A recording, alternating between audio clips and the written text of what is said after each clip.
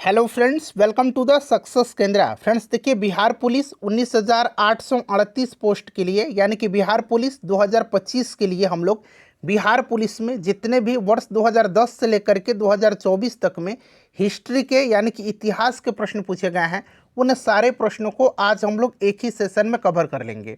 Bihar police previous year history के सारे question को हम लोग जो 2010 से लेकर के 2024 तक में पूछे गए हैं उनको आज हम लोग एक ही सेशन में कंप्लीट करेंगे।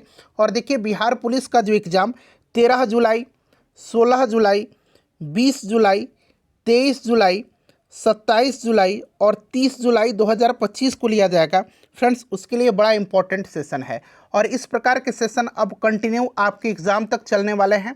सो फ्रेंड्स, अगर आप चैनल पर पहली बार विजिट कर रहे हैं तो चैनल को सब्सक्राइब कर लीजिए और जो बगल में बेल आइकन है, ये घंटी का जो निशान दिख रहा होगा, उसको आप ज़रूर दबा लीजिएगा ताकि जब भी बिहार पुलिस 2025 से रिलेटेड कोई भी इंपॉर्टेंट वीडियो अपलोड किया जाए तो उसका नोटिफिकेशन सबसे पहले आपके पास पहुंच जाए।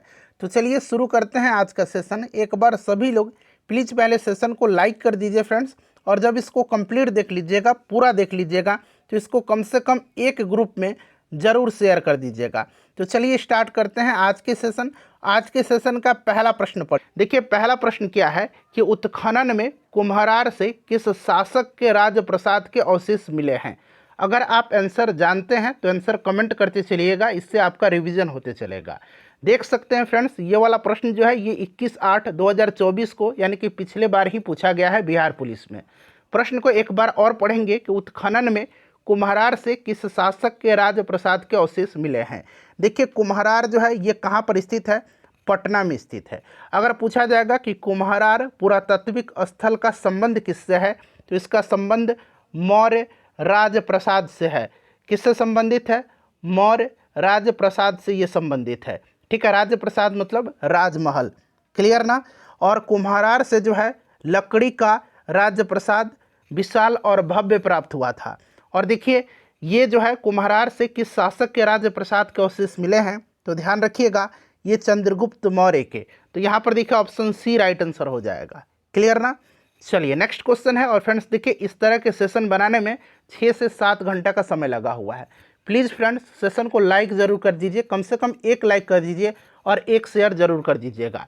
देखिए, ब्राह्मण चारुदत्त और गणिका वसंत सेना का प्रेम किस संस्कृत नाटक का विषय है। यहाँ पर आप नीचे देख सकते हैं, मैंने लिख दिया है कि प्रश्न जो है कब पूछा गया है। ठीक है, 2024 का ही अभी प्रश्न चल रहा है। बताइए राइट आंसर क्या होगा। ब्राह्मण चारुदत्त और गणिका वसंत सेना का प्रेम किस संस्कृत नाटक का विषय है। तो फ्रेंड्स ये जो है ये मृक्ष कटिकम का है। मृक्ष कटिक या फिर इस तरह से मृक्ष कटिकम भी आपको लिखा मिलेगा, मृक्ष कटिकम। ठीक है ना, मृक्ष कटिकम। अच्छा, मृक्ष कटिकम की रचना किसने किया है, यह भी पूछा जा सकता है। तो मृक्ष कटिकम की रचना किया है शूद्रक ने। किसने? शूद्रक ने किया है। ठीक है फ्रेंड्स, ध्यान रखिएगा। अच्छा, ये मुद्रा राक्षस पूछा जाता है, किसकी रचना है। तो मुद्रा राक्षस जो है ये विशाख दत्त की रचना है। किसकी रचना है? विशाख दत्त की रचना है मुद्रा राक्षस, क्लियर। ये सब आप ध्यान रखेंगे। चलिए उसके बाद नेक्स्ट क्वेश्चन कर लेंगे। अगला प्रश्न देखिएगा कि बिहार के किस जिले में कोल्हुआ अशोक स्तंभ स्थित है। कोल्हुआ अशोक स्तंभ जो है ये बिहार के किस जिला में है। तो फ्रेंड्स, कोल्हुआ अशोक स्तंभ जो है ये वैशाली में है। कहाँ पर है? वैशाली में है। और ये जो कोल्हुआ अशोक स्तंभ है ये अशोक के द्वारा भगवान बुद्ध के अंतिम उपदेश के स्मरण में बनवाया गया था। ठीक है, चलिए नेक्स्ट क्वेश्चन करेंगे। देखिए, किन समाज सुधारकों ने जातिगत भेदभाव से मुक्त समाज व्यवस्था बनाने की बात किया था। 21/8/2024 बिहार पुलिस प्रीवियस ईयर का क्वेश्चन है ये। तो फ्रेंड्स देखिए, ज्योतिबा फुले ने, जिन्होंने सत्यशोधक समाज की स्थापना किया था, महात्मा गांधी जी ने भी किया था, भीमराव अंबेडकर जी ने किया था और पेरियार रामास्वामी नायकर ने भी किया था। तो यहाँ पर आप देख सकते हैं ए भी हो जाएगा, बी भी हो जाएगा, केवल महात्मा गांधी नहीं होगा क्योंकि इसमें और भी लोग हैं, इसीलिए ऑप्शन यहाँ पर डी राइट आंसर हो जाएगा, ऑप्शन ए और बी दोनों।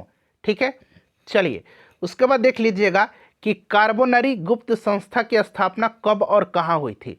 कार्बोनरी एक गुप्त संस्था था, ठीक है ना। वहीं पूछा गया है कि इसकी स्थापना कब हुई थी और कहाँ पर हुई थी। तो देखिए फ्रेंड्स, कार्बोनरी गुप्त संस्था की स्थापना जो है 1810 में इटली के नेपल्स में किया गया था। 1810 में इटली के कहाँ पर, इटली के नेपल्स में किया गया था, याद रखिएगा आप। ठीक है, चलिए अगला प्रश्न करेंगे। वर्ल्ड हिस्ट्री से भी प्रश्न पूछा जाता है। देखिए 30 दिसंबर 1906 को किसने ढाका में मुस्लिम लीग का गठन किया था, बताइए। अच्छा, मुस्लिम लीग का गठन पूछा जाएगा तो याद रखिएगा 30 दिसंबर 1906 को, कहाँ पर, तो ढाका में हुआ था, ध्यान रखिएगा। ठीक है, देखिए 30 दिसंबर 1906 को ढाका के नवाब सलीमुल्लाह खां के नियंत्रण पर एक सम्मेलन हुआ था और नवाब वकारुल मुल्क इसके अध्यक्ष थे। इसी सम्मेलन में अखिल भारतीय मुस्लिम लीग का उदय हुआ था। अच्छा, लीग का संविधान जो है 1907 में कराची में बना था और इस संविधान के अनुसार प्रथम जो है इसका लीग का जो बैठक हुआ था, अधिवेशन हुआ था, ये 1908 में अमृतसर में हुआ था। 1908 में अमृतसर में हुआ था, जहां पर आगा खां को इसका अध्यक्ष बनाया गया था। और ध्यान रखिएगा मुस्लिम लीग ने जो है बंगाल विभाजन का समर्थन किया था। ठीक है, तो ये सलीमुल्लाह खां के नेतृत्व में हुआ था, तो ऑप्शन बी सलीमुल्लाह खान हो जाएगा। ठीक है, चलिए उसके बाद नेक्स्ट क्वेश्चन करेंगे कि चंद्रगुप्त मौर्य ने किसकी सहायता से मौर्य वंश की स्थापना किया था। अच्छा, याद रखिएगा मौर्य वंश की स्थापना किसने किया था, चंद्रगुप्त मौर्य ने। ठीक है ना, नंद वंश के आखिरी शासक धनानंद को पराजित करके जो है इन्होंने मौर्य वंश की स्थापना किया था, कौटिल्य की सहायता से, चाणक्य की सहायता से। ठीक है ना, याद रखिएगा अर्थशास्त्र इन्हीं की रचना है, कौटिल्य की, चाणक्य की, या फिर विष्णुगुप्त भी इनको कहा जाता है, विष्णुगुप्त भी याद रखिएगा। ठीक है, कौटिल्य, चाणक्य और विष्णुगुप्त, ये तीनों नाम आप याद रखेंगे। ठीक है, चलिए अगला प्रश्न है कि इंग्लैंड में यात्री रेल कब चलाई गई थी। इंग्लैंड में यात्री रेल कब चलाई गई थी, तो देखिए इंग्लैंड में यात्री रेल की बात करते हैं तो ये 1825 में चलाई गई थी। अच्छा, भारत में रेल कब चलाया गया था पहली बार, तो 1853 में लॉर्ड डलहौजी के समय में, बम्बई से लेकर के ठाणे तक। ठीक है, अच्छा भारतीय रेलवे बोर्ड की स्थापना अगर पूछेगा कब हुई थी, भारतीय रेलवे बोर्ड की स्थापना तो 1905 ईस्वी में हुई थी। ठीक है, अच्छा 1951 में याद रखिएगा भारतीय रेलवे का राष्ट्रीयकरण किया गया था। क्लियर, ये सब भी आप ध्यान रखेंगे। चलिए नेक्स्ट क्वेश्चन करेंगे कि ताजमहल का वास्तुकार कौन था। ताजमहल का वास्तुकार, ताजमहल का निर्माण शाहजहां ने करवाया था और ताजमहल आगरा में है, ध्यान रखिएगा। ताजमहल का वास्तुकार कौन था, तो उस्ताद अहमद लाहौरी था। ठीक है ना, उस्ताद अहमद लाहौरी था। क्लियर, चलिए नेक्स्ट क्वेश्चन है हमारा कि बिंबिसार का प्रसिद्ध राजवैद्य जीवक कहाँ का निवासी था। ध्यान रखिएगा बिंबिसार के राजवैद्य कौन थे, तो जीवक थे। कौन थे, जीवक थे। ठीक है ना, काफ़ी इंपॉर्टेंट है। और ये कहाँ के निवासी थे, तो याद रखिएगा फ्रेंड्स ये राजगृह के निवासी थे। ठीक है, चलिए नेक्स्ट क्वेश्चन कर लेंगे कि पीलीबंगा पुरातत्व स्थल जो है किस भारतीय राज्य में है। पीलीबंगा और कालीबंगा आपने पढ़ा होगा। पीलीबंगा कहाँ पर है फ्रेंड्स, तो ये राजस्थान में है पीलीबंगा। ठीक है, कहाँ पर है पीलीबंगा, तो याद रखिएगा ये राजस्थान में है पीलीबंगा। ठीक है, चलिए नेक्स्ट क्वेश्चन करेंगे कि शेख निज़ामुद्दीन औलिया की दरगाह कहाँ पर स्थित है। शेख निज़ामुद्दीन औलिया ये चिश्ती संप्रदाय से संबंधित हैं। ठीक है ना, चिश्ती सिलसिला से, गियासपुर में है। नेक्स्ट क्वेश्चन करेंगे कि रविंद्रनाथ टैगोर ने बंगाल विभाजन के बाद 16 अक्टूबर 1905 को किस दिवस के रूप में मनाने का आह्वान किया था। अब देखिए यहाँ से एक प्रश्न मैं बता रहा हूँ, 16 अक्टूबर 1905 को जो है बंगाल विभाजन प्रभावी हो गया था। ठीक है ना। अच्छा, स्वदेशी आंदोलन पूछा जाता है कि स्वदेशी आंदोलन चलाने की घोषणा कब किया गया था। तो देखिए फ्रेंड्स 7 अगस्त 1905 को, 7 अगस्त 1905 को जो है कलकत्ता के टाउन हॉल में स्वदेशी आंदोलन की घोषणा किया गया था और बंगाल विभाजन प्रभावी हो गया था 16 अक्टूबर 1905 को।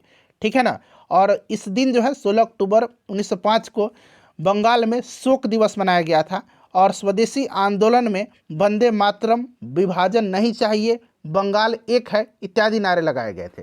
तो 1905 16 अक्टूबर को शोक दिवस के रूप में मनाया गया था।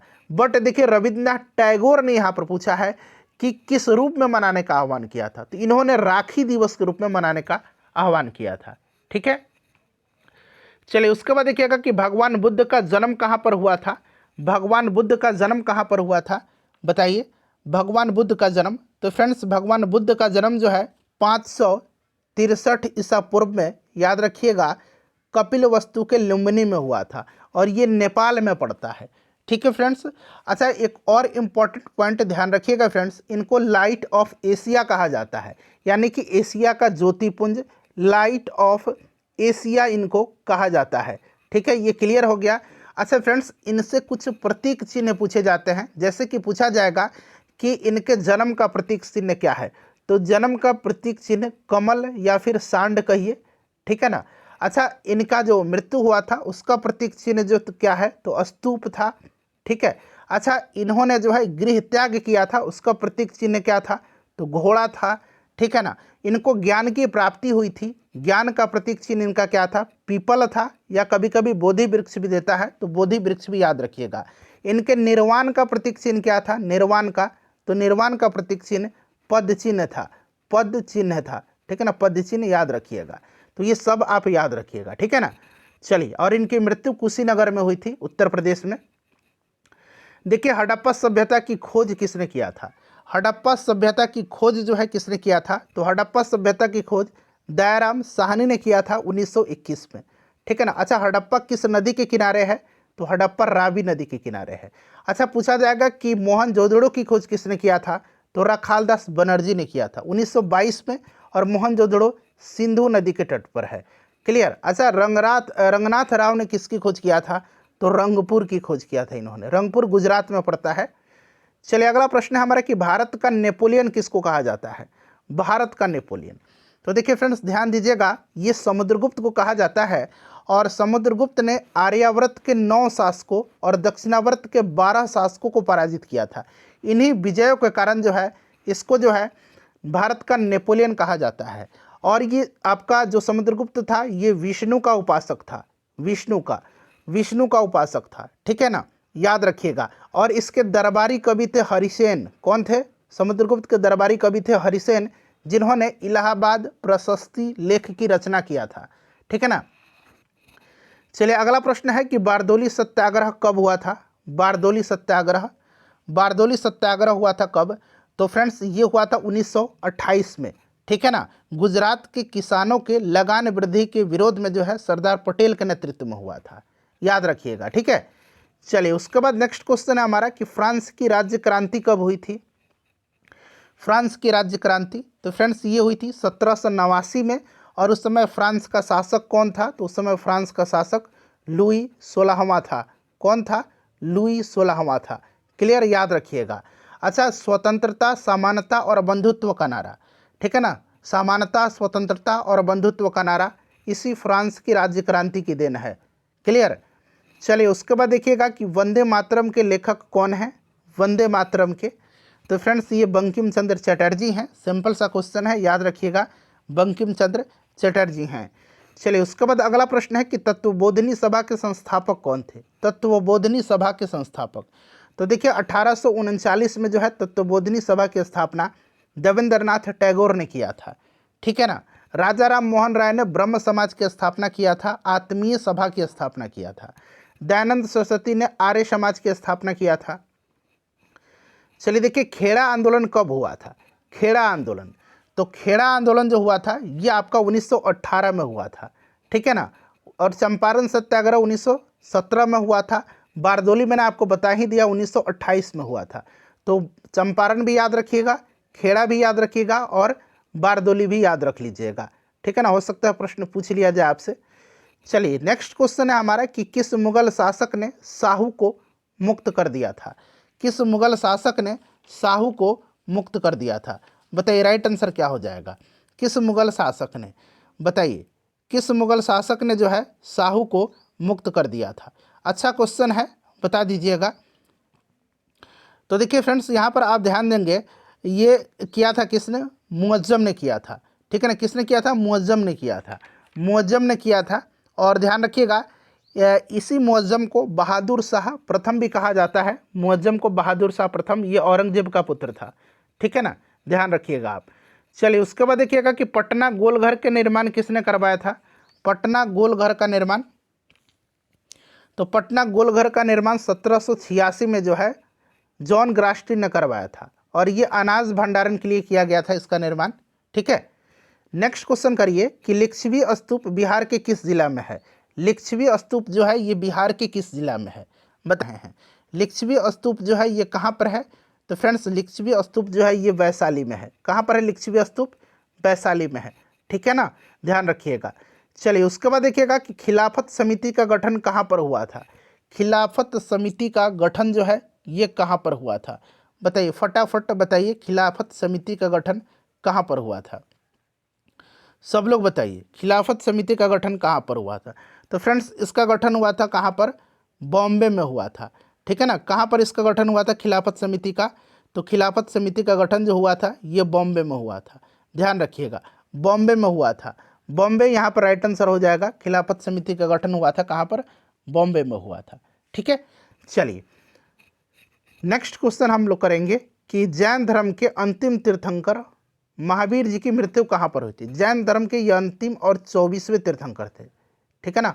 इनकी मृत्यु कहाँ पर हुई थी? तो फ्रेंड्स इनकी मृत्यु जो हुई थी, ध्यान रखिएगा, कहाँ पर हुई थी? कुंडग्राम में इनका जन्म हुआ था और इनकी मृत्यु पावापुरी में हुई थी, ठीक है ना, पावापुरी में इनकी मृत्यु हुई थी। चलिए उसके बाद देखिए, भारत में गांधी जी ने पहला सत्याग्रह कहाँ शुरू किया था? सिंपल सा क्वेश्चन है, चंपारण में किया था इन्होंने 1917 में चंपारण सत्याग्रह, आपको याद होगा, ठीक है ना। तिनकटिया पद्धति जो थी चंपारण में प्रचलित थी, उसी के विरोध में इन्होंने चंपारण सत्याग्रह स्टार्ट किया था। चलिए अगला प्रश्न करेंगे कि भगवान बुद्ध ने अपना पहला धर्म उपदेश कहाँ दिया था? तो भगवान बुद्ध ने अपना पहला उपदेश जो दिया था इन्होंने ऋषिपत्तनम में दिया था, यानी कि सारनाथ में दिया था, ठीक है ना। तो यहाँ पर सारनाथ भी आप ध्यान रख लीजिएगा, क्लियर ना। चलिए उसके बाद देखिए, सबसे ज़्यादा उपदेश इन्होंने श्रावस्ती में दिए थे। महात्मा गांधी भारतीय राष्ट्रीय कांग्रेस के अध्यक्ष कब बने थे?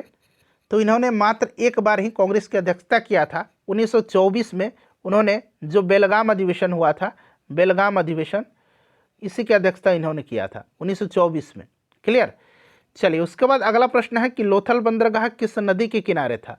लोथल बंदरगाह जो था, लोथल, ये सिंधु घाटी सभ्यता का एक प्रसिद्ध पतन नगर था और ये भोगवा नदी के तट पर था, गुजरात में पड़ता है, ध्यान रख लीजिएगा। चलिए नेक्स्ट क्वेश्चन करेंगे। फ्रेंड्स प्लीज़ एक बार सेशन को लाइक कर दीजिए। सोम प्रकाश नामक पत्रिका किसने निकाला था? सोम प्रकाश नामक पत्रिका किसने निकाला था? बताइए। तो सोम प्रकाश नामक पत्रिका को निकाला था ईश्वर चंद्र विद्यासागर ने। किसने? ईश्वर चंद्र विद्यासागर ने, ध्यान रखिएगा। चलिए उसके बाद देखिएगा कि 1857 की क्रांति में देखिए कौन इसमें से क्रांतिकारी थे जो भाग करके नेपाल चले गए थे? भाग करके नेपाल चले गए थे, कौन थे ये? तो फ्रेंड्स ये आपके नाना साहब थे, ठीक है ना, नाना साहब थे। नाना साहब ये नेपाल चले गए थे बचने के लिए, ठीक है ना। और इन्होंने कानपुर से जो है तात्या टोपे और नाना साहब ने 1857 की क्रांति का नेतृत्व किया था। कुंवर सिंह ने बिहार से किया था और झांसी से रानी लक्ष्मीबाई ने किया था। चलिए उसके बाद देखिएगा कि गोवा में पहला जो है शासन किसका था? गोवा में पहला शासन किसका था? तो पुर्तगालियों का था, ठीक है ना, पुर्तगालियों का था। ये भी आप साथ साथ ध्यान रख लीजिएगा, पुर्तगालियों का करेक्ट आंसर हो जाएगा, ठीक है। चलिए उसके बाद देखिएगा कि किस घटना को द्वितीय विश्व युद्ध का ड्रेस रिहर्सल कहा जाता है? किस घटना को? तो फ्रेंड्स दूसरे विश्व युद्ध का ड्रेस रिहर्सल जो है ये स्पेन के गृह युद्ध को कहा जाता है, स्पेनिश गृह युद्ध, ठीक है ना, जो 1936 से लेकर के 1939 तक चला था। इसी को द्वितीय विश्व युद्ध का ड्रेस रिहर्सल माना जाता है, क्योंकि इसमें उस समय के युद्ध की सभी तकनीक और रणनीति दिखाई गई थी, इसलिए इसको जो है सेकंड वर्ल्ड वार का ड्रेस रिहर्सल कहा जाता है। चलिए देखिए, कांग्रेस के कौन से उदारवादी नेता ब्रिटिश हाउस ऑफ कॉमन्स के सदस्य रह चुके हैं? बताइए राइट आंसर क्या हो जाएगा। ब्रिटिश हाउस ऑफ कॉमन्स के सदस्य कौन रह चुके हैं? तो फ्रेंड्स ये दादा भाई नौरोजी रह चुके हैं, ठीक है ना। कौन? दादा भाई नौरोजी, ध्यान रखिएगा, दादा भाई नौरोजी। इन्होंने जो है ब्रिटिश हाउस ऑफ कॉमन्स के लिए जो है चुने जाने वाले पहले भारतीय थे जिन्होंने लिबरल पार्टी के टिकट पर चुनाव लड़ा था, ठीक है ना, इसको ध्यान रखिएगा। दादा भाई नौरोजी को grand old man of India कहा जाता है, क्लियर। भारत के अनौपचारिक राजदूत के रूप में भी इनको जाना जाता है। Poverty and un British rule in India इनकी पुस्तक है और इन्होंने 3 बार भारतीय राष्ट्रीय कांग्रेस की अध्यक्षता किया था। 1886 में कांग्रेस का जो दूसरा अधिवेशन था कलकत्ता में, इसकी अध्यक्षता किया था, 1893 में और 1906 में, ठीक है ना, ध्यान रखिएगा। चलिए उसके बाद देखिएगा कि 1876 में इंडियन एसोसिएशन की स्थापना किसने किया था? तो 1876 में इंडियन एसोसिएशन की स्थापना जो है किसने किया था? तो फ्रेंड्स ये किया था सुरेंद्र नाथ बनर्जी और आनंद मोहन बोस ने। तो यहाँ पर देखिए सुरेंद्र नाथ बनर्जी का नाम है। इंडियन एसोसिएशन की स्थापना पूछा जाएगा कब हुई थी? तो 1876 में, ठीक है ना। चलिए उसके बाद देखिएगा गोपाल कृष्ण गोखले के बारे में आगे मिलेगा इनको, ठीक है ना। भारतीय सेवक समाज की स्थापना किया था, सर्वेंट्स ऑफ इंडिया सोसाइटी की। देखिए किस शासक ने जो है चतुर्थ बौद्ध संगति कश्मीर में आयोजित किया था? तो ये सब आपको भी पता है कि पहला हुआ था कहाँ, दूसरा कहाँ हुआ था, तीसरा कहाँ हुआ था, ठीक है ना। तो देखिए चौथा जो हुआ था ये कश्मीर में हुआ था, ठीक है। किसने? कनिष्क के शासनकाल में। क्लियर ना, याद रखिएगा, क्लियर। चलिए पहला राजगिरी में हुआ था अजात शत्रु के समय में, ठीक है। दूसरा कलाशोक के समय में हुआ था वैशाली में। तीसरा पाटलिपुत्र में अशोक के समय में। और चौथा कनिष्क के शासनकाल में कश्मीर में। चलिए उसके बाद देखिएगा कि हर्षवर्धन के शासनकाल में जो चीनी पर्यटक भारत आया था वह कौन था? तो हर्षवर्धन के शासनकाल में कौन आया था? हेनस्वेंग आया था, ठीक है ना। अच्छा मेगास्थनीज जो आया था ये चंद्रगुप्त मौर्य के समय में आया था। इसकी पुस्तक का नाम इंडिका है, याद रखिएगा मेगास्थनीज की। फाहियान आया था चंद्रगुप्त द्वितीय के समय में, ठीक है ना, चंद्रगुप्त द्वितीय के समय में। चलिए उसके बाद देखिएगा कि कुम्हरार महल बिहार के किस जिला में है?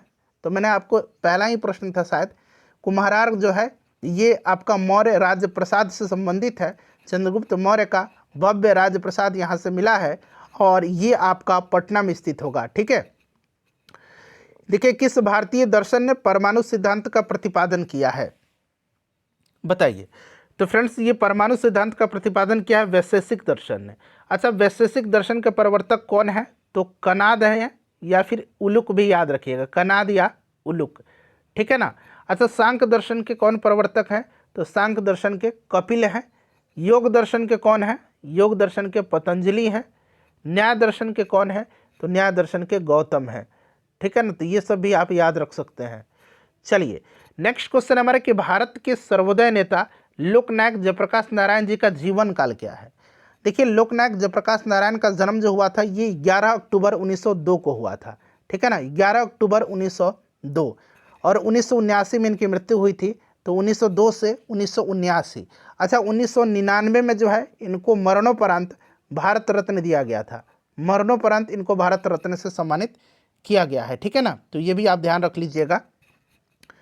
चलिए देखिए किस शिलालेख में अशोक ने बौद्ध धर्म में त्रिरत्न में अपना विश्वास प्रकट किया है?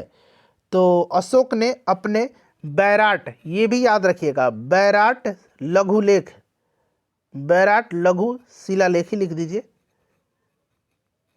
बैराट लघु शिलालेख या फिर भाबरू शिलालेख, दोनों नाम आप याद रख लीजिएगा, बैराट लघु शिलालेख या भाबरू शिलालेख। इसी में जो है बौद्ध धर्म के त्रिरत्न बुद्ध धम्म और संघ में इसने अपनी आस्था प्रकट किया था। और ये भाबरू शिलालेख है कहाँ पर? तो ये राजस्थान में है। अच्छा गिरनार शिलालेख कहाँ पर है? तो ये गुजरात में है। धौली शिलालेख कहाँ पर है? धौली तो उड़ीसा में है। सोपारा, यहाँ सोपारा बना लीजिए, ठीक है ना, इस तरह से सोपारा, सोपारा शिलालेख कहाँ पर है? तो सोपारा जो है महाराष्ट्र में है, ठीक है, जगह भी याद रखिएगा। देखिए अब्दुल रज्जाक किसके शासनकाल में भारत आया था? अब्दुल रज्जाक, तो फ्रेंड्स अब्दुल रज्जाक जो आया था ये आया था देवराय द्वितीय के शासनकाल में, क्लियर, देवराय द्वितीय के। अच्छा निकोलो कोंटी है एक, निकोलो कोंटी, निकोलो कोंटी किसके समय में भारत आया था? तो निकोलो कोंटी आया था आपके किसके समय में? देवराय प्रथम के समय में, देवराय प्रथम के समय में, देवराय प्रथम के समय में निकोलो कोंटी आया था, ठीक है, याद रखिएगा। अच्छा एक नूनिज है, नूनिज किसके समय में भारत आया था? तो नूनिज आया था अच्युत देवराय के समय में। किसके समय में? अच्युत देवराय के समय में, अच्युत देवराय, अच्युत देवराय के समय में आया था कौन? नूनिज, ठीक है ना। अच्छा एक और नाम याद रखिएगा, डोमिंग पायस, डोमिंग पायस और बारबोसा, डोमिंग पायस और बारबोसा ये किसके समय में भारत आए थे? डोमिंग पायस, पूरा लिख देता हूँ, डोमिंग पायस और बारबोसा, तो ये आए थे आपके कृष्णदेव राय के समय में, सब याद रख लीजिए, ठीक है। चलिए उसके बाद नेक्स्ट क्वेश्चन है कि बुद्ध चरित की भाषा क्या है? अच्छा बुद्ध चरित लिखा किसने है? तो अश्वघोष ने लिखा है। बुद्ध चरित की भाषा क्या है? तो ये संस्कृत है, ठीक है, ध्यान रख लीजिएगा। चलिए देखिए किस आंदोलन के दौरान जो है महात्मा गांधी ने करो या मरो का नारा दिया था? किस आंदोलन के दौरान? तो इन्होंने करो या मरो का नारा जो है आपको पता है कि भारत छोड़ो आंदोलन के समय डू और डाई का नारा इन्होंने दिया था, ठीक है ना। चलिए उसके बाद अगला प्रश्न है कि किसने लास्ट सपर को चित्रित किया है। लास्ट सपर को किसने चित्रित किया है? द लास्ट सपर, ठीक है ना, या मोनालिसा भी याद रख लीजिएगा, ठीक है ना। ये चित्रित किया है लियोनार्डो द विंची ने। किसने? लियोनार्डो द विंची ने किया है, ठीक है। चलिए आगे और भी इस तरह से रिलेटेड प्रश्न आपको मैं कवर करवाऊंगा, ठीक है। देखिए बंगाल विभाजन के विरोध में कौन सा आंदोलन आरंभ हुआ था? तो मैंने अभी बताया था कि 7 अगस्त 1905 को कलकत्ता के टाउन हॉल में स्वदेशी आंदोलन चलाने की घोषणा किया गया था। तो स्वदेशी आंदोलन 7 अगस्त 1905 को याद रखिएगा, ठीक है ना, काफ़ी इंपॉर्टेंट है। चलिए कर्जन के समय में, लॉर्ड कर्जन के समय में बंगाल का विभाजन हुआ था। जालियांवाला बाग हत्याकांड की घटना कब घटी थी? अच्छा मैंने अभी बताया था कि जालियांवाला बाग घटना बंगाल विभाजन लॉर्ड कर्जन के समय में हुआ था। अगर आपसे पूछा जाए कि जालियांवाला बाग हत्याकांड किसके समय में हुआ था, तो लॉर्ड चैम्सफोर्ड के समय में, लॉर्ड चैम्सफोर्ड के समय में हुआ था, ठीक है ना। 13 अप्रैल 1919 की घटना है। ये डेट सहित एग्जैक्ट आपको याद रखना है, अमृतसर में, ठीक है। चलिए अगला प्रश्न है हमारा कि ब्रिटिश शासन के विरोध में किस वर्ष जो है असहयोग आंदोलन प्रारंभ किया गया था? तो असहयोग आंदोलन 1 अगस्त 1920 को स्टार्ट हुआ था, महात्मा गांधी जी ने शुरू किया था और इसी 1 अगस्त 1920 को बाल गंगाधर तिलक की मृत्यु भी हुई थी, ठीक है। चलिए उसके बाद देखिएगा कि पंचतंत्र के लेखक कौन है। पंचतंत्र को लिखा है विष्णु शर्मा ने, ठीक है, विष्णु शर्मा, यहाँ पर राइट आंसर हो जाएगा पंचतंत्र। नेक्स्ट क्वेश्चन हमारा कि अंग की राजधानी कहाँ थी? अच्छा कितने महाजनपद थे? 16 महाजनपद थे, ठीक है ना। 16 महाजनपद में सबसे शक्तिशाली कौन सा महाजनपद था? मगध महाजनपद था। मगध की प्रारंभिक राजधानी कहाँ पर थी? तो गिरिब्रज थी या फिर राजगृह थी, गिरिब्रज या फिर राजगृह, ठीक है ना। ये मगध की प्रारंभिक राजधानी थी, प्रारंभिक राजधानी, क्लियर, याद रखिएगा। चलिए और यहाँ पर अंग की राजधानी पूछा गया, तो अंग की राजधानी चंपा थी। नेक्स्ट क्वेश्चन हमारा कि मुगल साम्राज्य की राजधानी किसके द्वारा जो है आगरा से दिल्ली स्थानांतरित किया गया?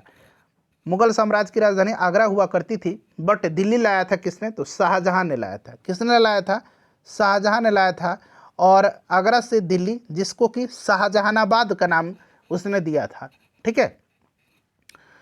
देखिए इंग्लैंड में गौरवपूर्ण क्रांति, ये आगे भी मिलेगा, गौरवपूर्ण क्रांति या फिर आपको ग्लोरियस रिवॉल्यूशन, ग्लोरियस, ठीक है ना, ग्लोरियस, ग्लोरियस रिवॉल्यूशन, रिवॉल्यूशन, ठीक है ना, याद रखिएगा। तो ये 1688 की घटना है। आगे मैं आपको और इसको डिटेल में बताऊंगा, बस ये सन ही पूछा जाता है। तो 1688 में इंग्लैंड में गौरवपूर्ण क्रांति या गौरवशाली क्रांति या फिर ग्लोरियस रिवॉल्यूशन हुआ था, ठीक है। गदर पार्टी की स्थापना कब हुई थी बताइए? तो देखिए गदर पार्टी की स्थापना जो है, ध्यान रखिएगा फ्रेंड्स, यह आपका हुआ था 1913 में, ठीक है ना। 1913 में जो है अनेक भारतीयों ने लाला हरदयाल के नेतृत्व में सैन फ्रांसिस्को में गदर पार्टी की स्थापना किया था, ठीक है। चलिए अगला प्रश्न है कि शुंग शासकों की राजधानी कहाँ थी? अच्छा शुंग वंश का संस्थापक कौन था? तो ये पुष्यमित्र शुंग था, ठीक है ना, पुष्यमित्र शुंग था, याद रखिएगा। और इसने मौर्य वंश के आखिरी शासक बृहदत्त की हत्या करके जो है मगध पर शुंग वंश की स्थापना किया था। अंतिम मौर्य शासक कौन था? बृहदत्त था।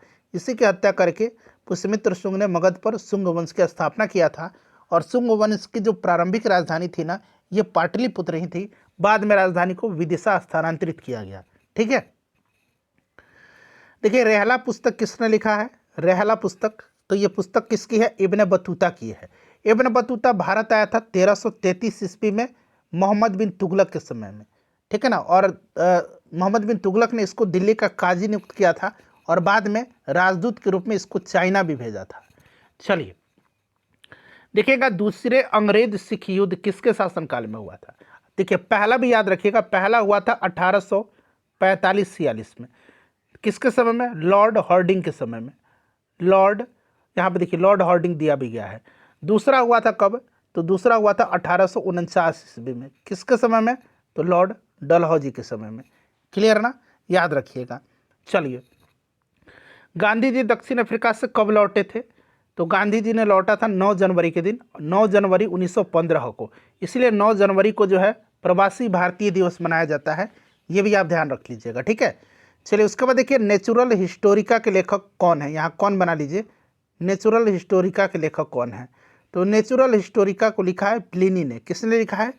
प्लिनी ने लिखा है। मैंने बताया था मेगास्थनीज की पुस्तक क्या है? इंडिका है, ये भी ध्यान रखिएगा आप।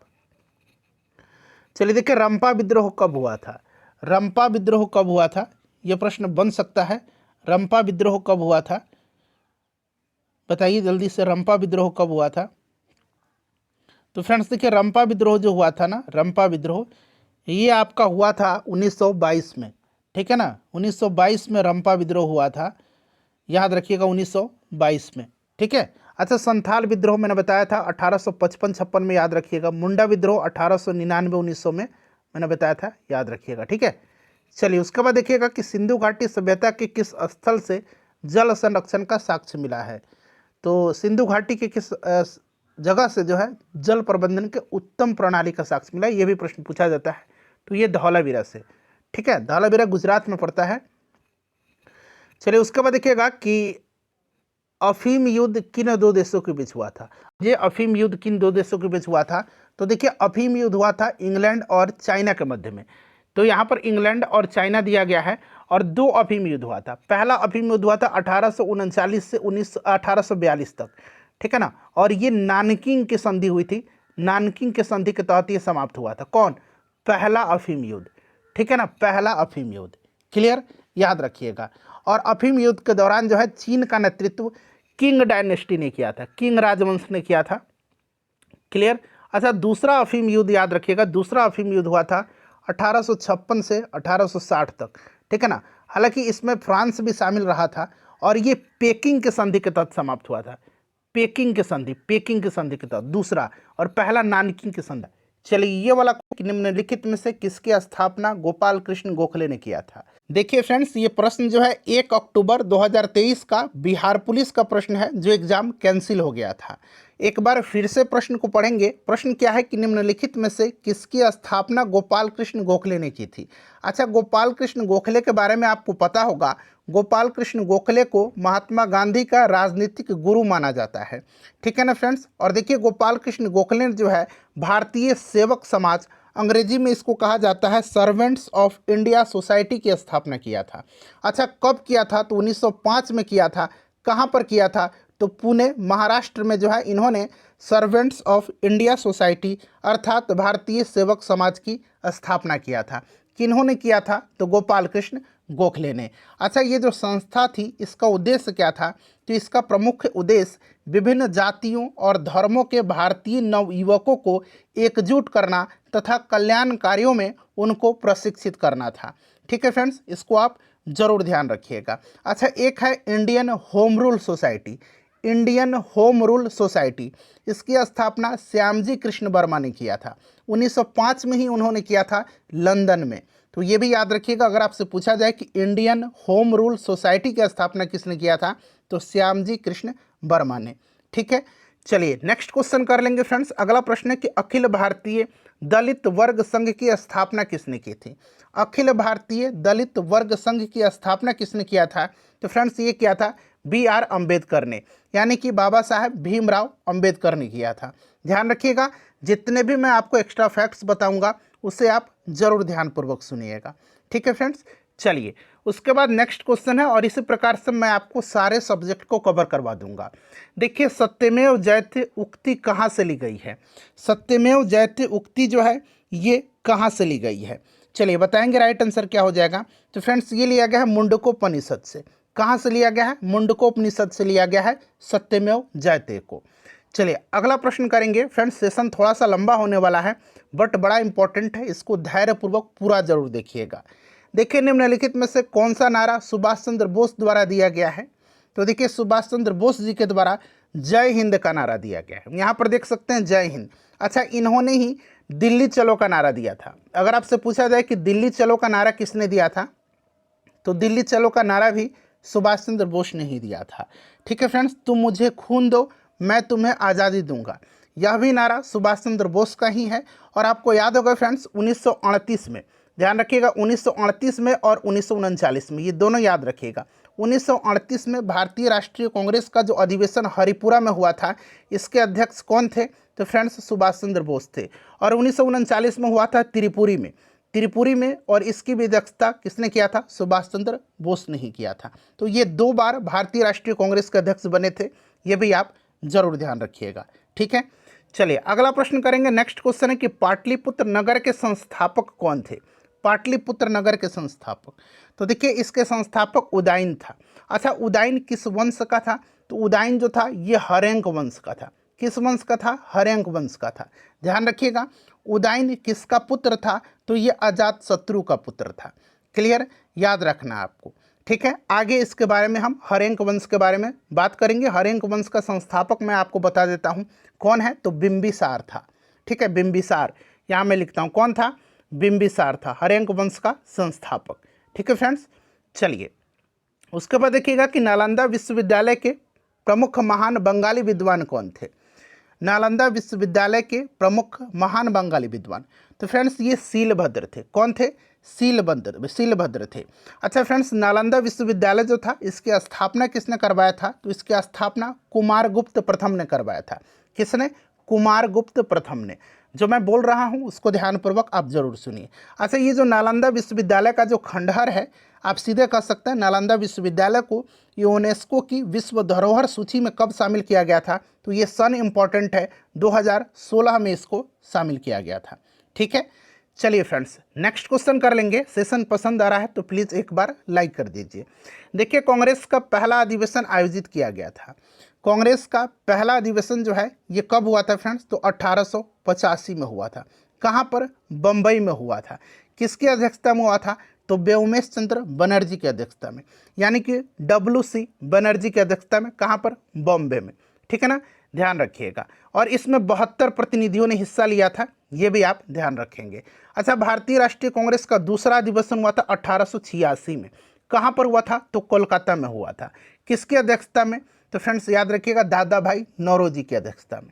ठीक है, तो दूसरा भी आजकल पूछा जा रहा है, ये भी आप साथ साथ ध्यान रखेंगे।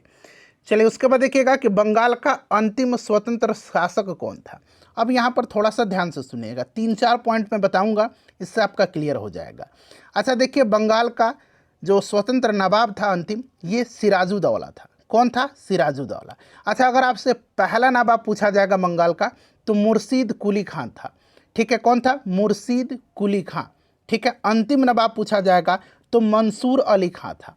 ठीक है, अच्छा अंतिम हिंदू शासक पूछा जाएगा बंगाल का तो लक्ष्मण सेन थे। कौन? लक्ष्मण सेन। तो यहाँ पर देखिए अंतिम स्वतंत्र शासक इनमें से कोई नहीं होगा। ठीक है, क्योंकि कौन था अंतिम स्वतंत्र नवाब? सिराजुद्दौला था। ठीक है, चलिए अगला प्रश्न करेंगे कि बांग्लादेश की स्वतंत्रता की घोषणा कब की गई थी? वर्ष आपसे पूछा जा रहा है। तो बांग्लादेश की स्वतंत्रता की घोषणा 1971 में हुआ था, 1971 में। चलिए अगला प्रश्न देखिए क्या पूछा गया है कि सिंधु घाटी सभ्यता के लोग किसकी पूजा करते थे? सिंधु घाटी सभ्यता के लोग किसकी पूजा करते थे? देखिए फ्रेंड्स, अगर हम बात करते हैं, थोड़ा सा मैं बता रहा हूँ, ध्यान दीजिएगा। देखिए स्वास्तिक का जो चिन्ह है, यहाँ मैं लिख देता हूँ स्वास्तिक का चिन्ह, आपको याद भी होगा। देखिए स्वास्तिक का जो चिन्ह है ना, ये संभवतः हड़प्पा सभ्यता की देन है। और ये जो चिन्ह है स्वास्तिक का, इस चिन्ह से सूर्य उपासना का अनुमान लगाया जाता है। ठीक है, सिंधु घाटी सभ्यता के लोग जो है ये पशुपति की पूजा करते थे। ठीक है, चलिए उसके बाद अगला प्रश्न देखेंगे कि प्रसा के राजा विलियम प्रथम को कहाँ जर्मनी का सम्राट घोषित किया गया था? वर्ल्ड हिस्ट्री के प्रश्न पूछे जाते हैं और एक अलग सेपरेट वीडियो में मैं आपको बिहार पुलिस के लिए वर्ल्ड हिस्ट्री के प्रश्नों को मैं कवर करवाऊंगा। देखिए प्रसा के शासक विलियम प्रथम को कहाँ जर्मनी का सम्राट जो है घोषित किया गया था? तो देखिए फ्रेंड्स, याद रखना है आपको 1871 ईस्वी, ये सन आपको याद रखना है। वर्ष 1871 में वर्साय में, कहाँ पर? देखिए वर्साय में, 1871 में वर्साय में एक समारोह में जो है प्रसा के राजा जो विलियम प्रथम थे उन्हीं को जर्मनी का सम्राट घोषित किया गया था और वो कैसर विल्हेम प्रथम के नाम से प्रसिद्ध हुए। कैसर विल्हेम प्रथम। ठीक है ना, मैं यहाँ पर लिख देता हूँ कैसर विल्हेम प्रथम। कैसर विल्हेम प्रथम के नाम से ये बाद में प्रसिद्ध हुआ था। तो यहाँ वर्साय राइट आंसर हो जाएगा। कब? तो 1871 में। चलिए उसके बाद देखिएगा कि हिंदू महासभा के संस्थापक कौन थे।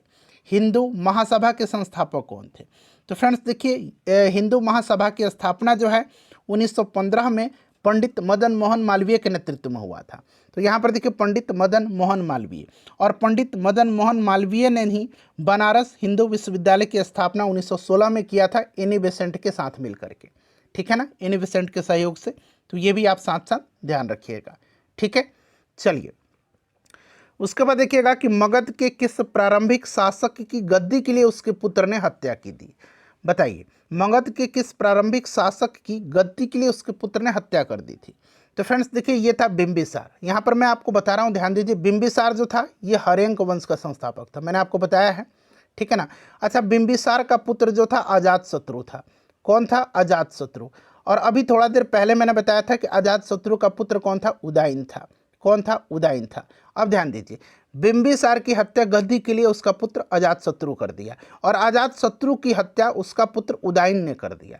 इसीलिए ये जो हर्यंक वंश है इसको पितृहंता वंश भी कहा जाता है। अगर आपसे पूछा जाए कि पितृहंता वंश किस वंश को कहा जाता है, तो हर्यंक वंश को। ठीक है, ध्यान रहेगा आपको। चलिए उसके बाद देखिएगा ये वाला प्रश्न जो है इंपॉर्टेंट है, ये इस साल भी ये पूछा गया है कि निम्नलिखित में से किसने कहा कांग्रेस वास्तव में हथियारों के बिना गृह युद्ध है?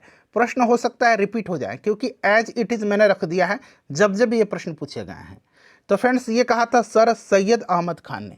अच्छा, सर सैयद अहमद खान से आपको कुछ याद आ रहा होगा। सर सैयद अहमद खान ने Aligarh Mohammedan Anglo oriental college की स्थापना 1875 में किया था। अगर आपसे पूछा जाए कि Aligarh Mohammedan Anglo oriental college की स्थापना किसने किया था, तो सर सैयद अहमद खान ने किया था। ठीक है, चलिए उसके बाद देखिए ये क्वेश्चन तो बड़ा बार पूछा गया है कि किस युद्ध के हार के बाद नेपोलियन को सेंट हेलेना में निर्वासित कर दिया गया था। अब यहाँ पर देखिएगा आंसर मैं पहले बता देता हूँ, ये वाटरलू का युद्ध था। ये हुआ था कब? तो 1815 में वाटरलू का युद्ध हुआ था। ठीक है फ्रेंड्स, इसमें नेपोलियन की हार हुई थी और उसको सेंट हेलेना द्वीप, एक द्वीप है, एक आइलैंड था सेंट हेलेना द्वीप, ठीक है ना, सेंट हेलेना द्वीप पर जो है इसको निर्वासित कर दिया गया था। वाटरलू का युद्ध कब हुआ था? 1815 में, और इस युद्ध के बाद नेपोलियन को सेंट हेलेना द्वीप पर निर्वासित कर दिया गया था, जहां पर जो है 1821 में इसकी मृत्यु हो गई थी। 1821 में इसकी मृत्यु हो गई थी। ठीक है, अच्छा कुछ पॉइंट मैं बता रहा हूं, ध्यान रखिएगा। इसका जन्म हुआ था 1769 में। ठीक है ना, किस जगह पर? तो ये कोर्सिका द्वीप है। कहाँ पर? तो कोर्सिका द्वीप पर। अब देखिए प्रश्न पूछा जाता है कि इनमें से किस द्वीप का संबंध नेपोलियन से है? तो एक सेंट हेलेना द्वीप से भी है और एक कोर्सिका द्वीप से है। कोर्सिका द्वीप पर इसका जन्म हुआ था और सेंट हेलेना द्वीप पर इसकी मृत्यु हुई थी। ठीक है, क्लियर हो गया ना। अच्छा फ्रेंड्स याद रखिएगा, बैंक ऑफ फ्रांस की स्थापना जो है किसने किया था? तो नेपोलियन ने किया था बैंक ऑफ फ्रांस की स्थापना सन 1800 ईस्वी में। बैंक ऑफ फ्रांस की स्थापना नेपोलियन ने 1800 ईस्वी में किया था। अच्छा, ये फ्रांस का सम्राट कब बना था नेपोलियन? ये भी प्रश्न बनता है। तो 1804 में ये फ्रांस का सम्राट बना था। तो ये सारे पॉइंट आप ध्यान रखिएगा। ठीक है, चलिए उसके बाद देखिए निम्नलिखित में से कौन सा सही रूप से सुमेलित नहीं है? अब देखिए नहीं पूछा गया प्रश्न में। तो देखिए अलाई दरवाजा अलाउद्दीन खिलजी ने इसका निर्माण करवाया था, सही है। जमात खाना मस्जिद, यहाँ पर देखिए बलवन नहीं होगा। जमात खाना मस्जिद जो है ना, इसका निर्माण खिज्र खान ने करवाया था। किसने करवाया था? खिज्र खान ने करवाया था। ठीक है, याद रखना है आपको। तो ये वाला सुमेलित नहीं है। बाकी देखिए कुतुब मीनार इल्तुतमिश, बेशक कुतुब मीनार की नींव कुतुबुद्दीन ऐबक ने रखा था, बस निर्माण कार्यों को पूरा करवाया था इल्तुतमिश ने। अच्छा, हिसार, ये फिरोज शाह तुगलक ने इसकी स्थापना किया था। तो ये सब आप ध्यान रखना आपको। ठीक है, चलिए नेक्स्ट क्वेश्चन हमारा कि भारतीय राष्ट्रीय कांग्रेस के प्रथम अधिवेशन की अध्यक्षता किसने किया था? तो अभी मैंने बताया था भारतीय राष्ट्रीय कांग्रेस का पहला अधिवेशन 1885 में हुआ था। किसकी अध्यक्षता में? तो व्योमेश चंद्र बनर्जी यानी कि WC बनर्जी की अध्यक्षता में। ठीक है, चलिए उसके बाद नेक्स्ट क्वेश्चन करेंगे कि उत्तर वैदिक काल में इंद्र का स्थान किस देवता को मिला था? कब? तो उत्तर वैदिक काल में। ठीक है ना। अच्छा, पूर्व वैदिक काल में इंद्र प्रमुख देवता थे, बट उत्तर वैदिक काल में इंद्र का स्थान मिल गया था प्रजापति को। किसको मिल गया था? प्रजापति को। तो इसको आप ध्यान रखना है। ठीक है, चलिए नेक्स्ट क्वेश्चन हमारा है कि सविनय अवज्ञा आंदोलन के बारे में निम्नलिखित में से कौन सा कथन सही है।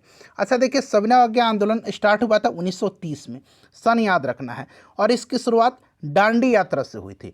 12 मार्च 1930 को गांधी जी ने साबरमती आश्रम से जो है दांडी यात्रा शुरू किया था। तो देखिए, इसकी शुरुआत गांधी जी के चंपारण यात्रा से हुई थी। जी नहीं, सविनय अवज्ञा आंदोलन की शुरुआत हुई थी दांडी यात्रा से, तो ये वाला गलत हो गया।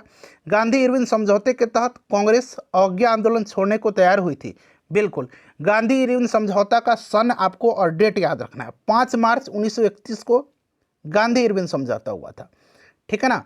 और इसके तहत जो है कांग्रेस जो थी, यानी गांधी जी जो थे, ये सविनय अवज्ञा आंदोलन छोड़ने के लिए तैयार हो गए थे और स्थगित भी इन्होंने किया था। ये वाला स्टेटमेंट आपका सही है। ब्रिटिश सरकार शुरू से ही आंदोलन के प्रति काफ़ी नरम थी। नहीं, नरम नहीं थी ब्रिटिश सरकार, तो ये गलत हो गया। आंदोलन के दौरान कोई हिंसा नहीं हुई थी, ये भी गलत है। ऑप्शन बी यहाँ पर बिल्कुल राइट आंसर हो जाएगा, ठीक है। चलिए, उसके बाद देखिएगा अगला प्रश्न है कि भारत के ग्रैंड ओल्ड मैन के रूप में किसे जाना जाता है। तो देखिए, यह जाना जाता है दादा भाई नौरोजी को। दादा भाई नौरोजी ब्रिटिश संसद के सदस्य बनने वाले पहले भारतीय भी थे, याद रखिएगा।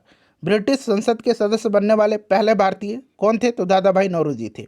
उन्होंने 1892 में जो आम चुनाव हुए थे फिन्सबरी सेंट्रल में, वहाँ से ये लिबरल पार्टी के लिए चुने गए थे, ठीक है ना, ध्यान रखना आपको। और इनकी पुस्तक है कौन सी, बताएंगे? इनकी एक प्रसिद्ध पुस्तक है, जल्दी बताइए कौन सी पुस्तक है।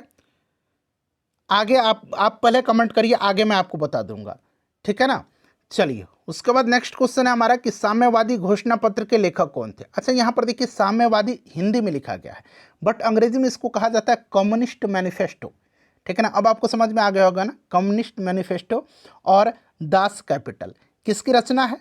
कार्ल मार्क्स की रचना है। दोनों याद रखना है, साम्यवादी घोषणा पत्र यानी कि कम्युनिस्ट मैनिफेस्टो और दास कैपिटल, ये कार्ल मार्क्स की रचना है। अच्छा, कार्ल मार्क्स को वैज्ञानिक समाजवाद का संस्थापक माना जाता है, ये भी आप ध्यान रखना है, ठीक है ना, याद रखिएगा आप। चलिए, उसके बाद देखिए दूसरा विश्व युद्ध जो था, द्वितीय विश्व युद्ध का तात्कालिक कारण क्या था? द्वितीय विश्व युद्ध का तात्कालिक कारण क्या था? अच्छा, पहला विश्व युद्ध था, उसका तात्कालिक कारण भी पूछा जाता है, फर्स्ट वर्ल्ड वार का। तो इसका तात्कालिक कारण आपको याद होगा, ऑस्ट्रिया के राजकुमार फर्डिनेंड की बोस्निया की राजधानी सेराजो में हत्या, ये प्रथम विश्व युद्ध का तत्कालिक कारण था। और दूसरा विश्व युद्ध का तत्कालिक कारण था पोलैंड पर जर्मनी का आक्रमण, ठीक है ना, ये बड़ा इंपॉर्टेंट है, इसको आप ध्यान रखिएगा। चलिए, और दादा भाई नौरोजी की पुस्तक है poverty and un British rule in India, ठीक है ना। चलिए, दूसरे विश्व युद्ध में 1 सितंबर 1939 को पोलैंड पर किसने आक्रमण किया था? तो अभी मैंने तत्कालिक कारण बताया था, पोलैंड पर जर्मनी का आक्रमण, यानी कि जर्मनी आक्रमण किया था, और जर्मनी का उस समय तानाशाह हिटलर था। तो यहाँ पर आप देख सकते हैं एडोल्फ हिटलर करेक्ट आंसर हो जाएगा। चलिए, 1939 से लेकर के 1945 तक दूसरा विश्व युद्ध चला था। चलिए, उसके बाद नेक्स्ट क्वेश्चन है हमारा कि सर्वप्रथम यूरोपीय व्यापारी जो हिंद चीन आए थे, सबसे पहले हिंद चीन जो यूरोपीय व्यापारी आए थे वे कौन थे? तो फ्रेंड्स, वो पुर्तगाली थे। अच्छा, पुर्तगाली से आपको याद होगा, आ रहा होगा वास्को डी गामा, पुर्तगाली यात्री था। 1498 में ये भारत के समुद्री मार्ग की खोज करते हुए कालीकट पहुंचा था, कालीकट। और वहाँ का राजा कौन था उस समय? जमोरिन था, जमोरिन, जिसने इसका स्वागत भी किया था। तो याद रखना आपको, 1498 में बड़ा पूछा जाता है ये प्रश्न, ध्यान रखना आपको। चलिए, उसके बाद देखिए अगला प्रश्न है कि जलालगढ़ किला बिहार के किस जिले में है? जलालगढ़ किला बताइए। तो फ्रेंड्स, ये पूर्णिया में है, ठीक है ना। कहाँ पर है? पूर्णिया में। चलिए, उसके बाद देखिएगा अगला प्रश्न कि प्रसिद्ध गीत सारे जहां से अच्छा की रचना किसने की थी? सारे जहां से अच्छा, इसकी रचना किया था मोहम्मद इकबाल ने। किसने किया था? मोहम्मद इकबाल ने। चलिए, उसके बाद नेक्स्ट क्वेश्चन हमारा कि भारत का अंतिम मुगल शासक कौन था? भारत का अंतिम मुगल शासक बहादुर शाह जफर थे, बहादुर शाह जफर, ठीक है ना, बहादुर शाह द्वितीय या बहादुर शाह जफर, ठीक है ना। 1857 की क्रांति के बाद जो है इनको कहाँ निर्वासित कर दिया गया था? रंगून निर्वासित कर दिया गया था, जहाँ पर 1862 ईस्वी में इनका देहांत हो गया था, ठीक है ना। तो ये भी आप ध्यान रखेंगे। चलिए, उसके बाद नेक्स्ट क्वेश्चन है हमारा कि गांधी जी ने अहमदाबाद से दांडी यात्रा किस लिए किया था? तो अभी मैंने बताया था दांडी यात्रा जो हुआ था ये 12 मार्च 1930 को गांधी जी ने स्टार्ट किया था अहमदाबाद साबरमती आश्रम से, ठीक है ना, नमक कानून तोड़ने के लिए। और 6 अप्रैल 1930 को ये आपके नमक को सांकेतिक रूप से नमक कानून जो था उसको भंग करते हैं और इसके साथ ही सविनय अवज्ञा आंदोलन स्टार्ट हो जाता है। ठीक है, चलिए उसके बाद देखिए नेक्स्ट क्वेश्चन है हमारा कि तुम मुझे खून दो मैं तुम्हें आज़ादी दूंगा। ये नारा किसने दिया था? तो मैंने स्टार्टिंग में ही बताया था, दिल्ली चलो का नारा। ठीक है ना, मैं तुम्हें खून दूंगा, तुम मुझे खून दो, मैं यहाँ बना लीजिए, मैं तुम्हें आज़ादी दूंगा। कहीं कहीं थोड़ा सा टाइपिंग में एरर हुआ है। ठीक है, बट समझ जाइएगा आप, सुभाष चंद्र बोस ने। ठीक है, जय हिंद का भी नारा इन्होंने दिया है। कौन सा राज्य ताड़ी विरोधी आंदोलन से जुड़ा हुआ है? ये देखिए, ताड़ी विरोधी आंदोलन जो था ना, दरअसल एक प्रकार का शराबबंदी आंदोलन था, जो कि 1992 में आंध्र प्रदेश के नेल्लौर जिले से, यहाँ मैं लिखता हूँ, आंध्र प्रदेश के नेल्लौर जिला से ये स्टार्ट हुआ था। ठीक है फ्रेंड्स, और ये महिलाओं के द्वारा शुरू किया गया था ताड़ी विरोधी आंदोलन। तो यहाँ पर देखिए आंध्र प्रदेश करेक्ट आंसर हो जाएगा। चलिए, बिल्कुल समय बर्बाद मैं नहीं करूंगा। देखिए, प्रधानमंत्री लाल बहादुर शास्त्री ने किस समझौते पर हस्ताक्षर किया था? लाल बहादुर शास्त्री जी ने, तो लाल बहादुर शास्त्री जी ने ताशकंद समझौते पर हस्ताक्षर किया था। और ये हुआ था कब, ये साइन कब हुआ था? तो 10 जनवरी 1966 को, ताशकंद समझौता। ठीक है फ्रेंड्स, याद रखना आपको। अच्छा, यहाँ पर देखिएगा सिंधु नदी समझौता है, सिंधु जल समझौता, ये हुआ था कब? 1960 में हुआ था। पंडित जवाहरलाल नेहरू और पाकिस्तान के अयूब खान ने इस पर हस्ताक्षर किए थे। शिमला समझौता देखिए यहाँ पर दिया गया है, शिमला समझौता हुआ था कब? तो 1972 में, 1972 में, और इस पर इंदिरा गांधी और जुल्फिकार अली भुट्टो ने साइन किया था। ठीक है, चलिए, ताशकंद समझौता लाल बहादुर शास्त्री, ठीक है ना, और पाकिस्तान के प्रेसिडेंट अयूब खान के मध्य हुआ था। चलिए, उसके बाद नेक्स्ट क्वेश्चन है हमारा कि गौतम बुद्ध को कहाँ ज्ञान प्राप्त हुआ था? सिंपल सा क्वेश्चन है, ज्ञान की प्राप्ति इनको बोधगया में हुई थी। पहला उपदेश इन्होंने सारनाथ में दिया था। ठीक है, जन्म इनका लुम्बिनी में हुआ था। तो ये सब आप याद रखिएगा, बेसिक सा चीज़ है, ये आपको पहले से भी याद होगा। ठीक है, चलिए उसके बाद देखिएगा कि 1857 के विप्लव के दौरान बिहार में विद्रोहियों का नेतृत्व किसने किया था? तो देखिए, बिहार में 1857 की क्रांति का नेतृत्व जो है किसने किया था? तो वीर कुंवर सिंह ने किया था। किसने किया था? वीर कुंवर सिंह ने किया था। चलिए उसके बाद देखिएगा नेक्स्ट क्वेश्चन है हमारा कि स्वामी सहजानंद सरस्वती जो थे, स्वामी सहजानंद सरस्वती, ये संबंधित थे। तो देखिए, स्वामी सहजानंद ने जो है 1900 यहाँ पर मैं लिख दूँ 1929 में, ठीक है ना, बिहार प्रांतीय किसान सभा का गठन किया था।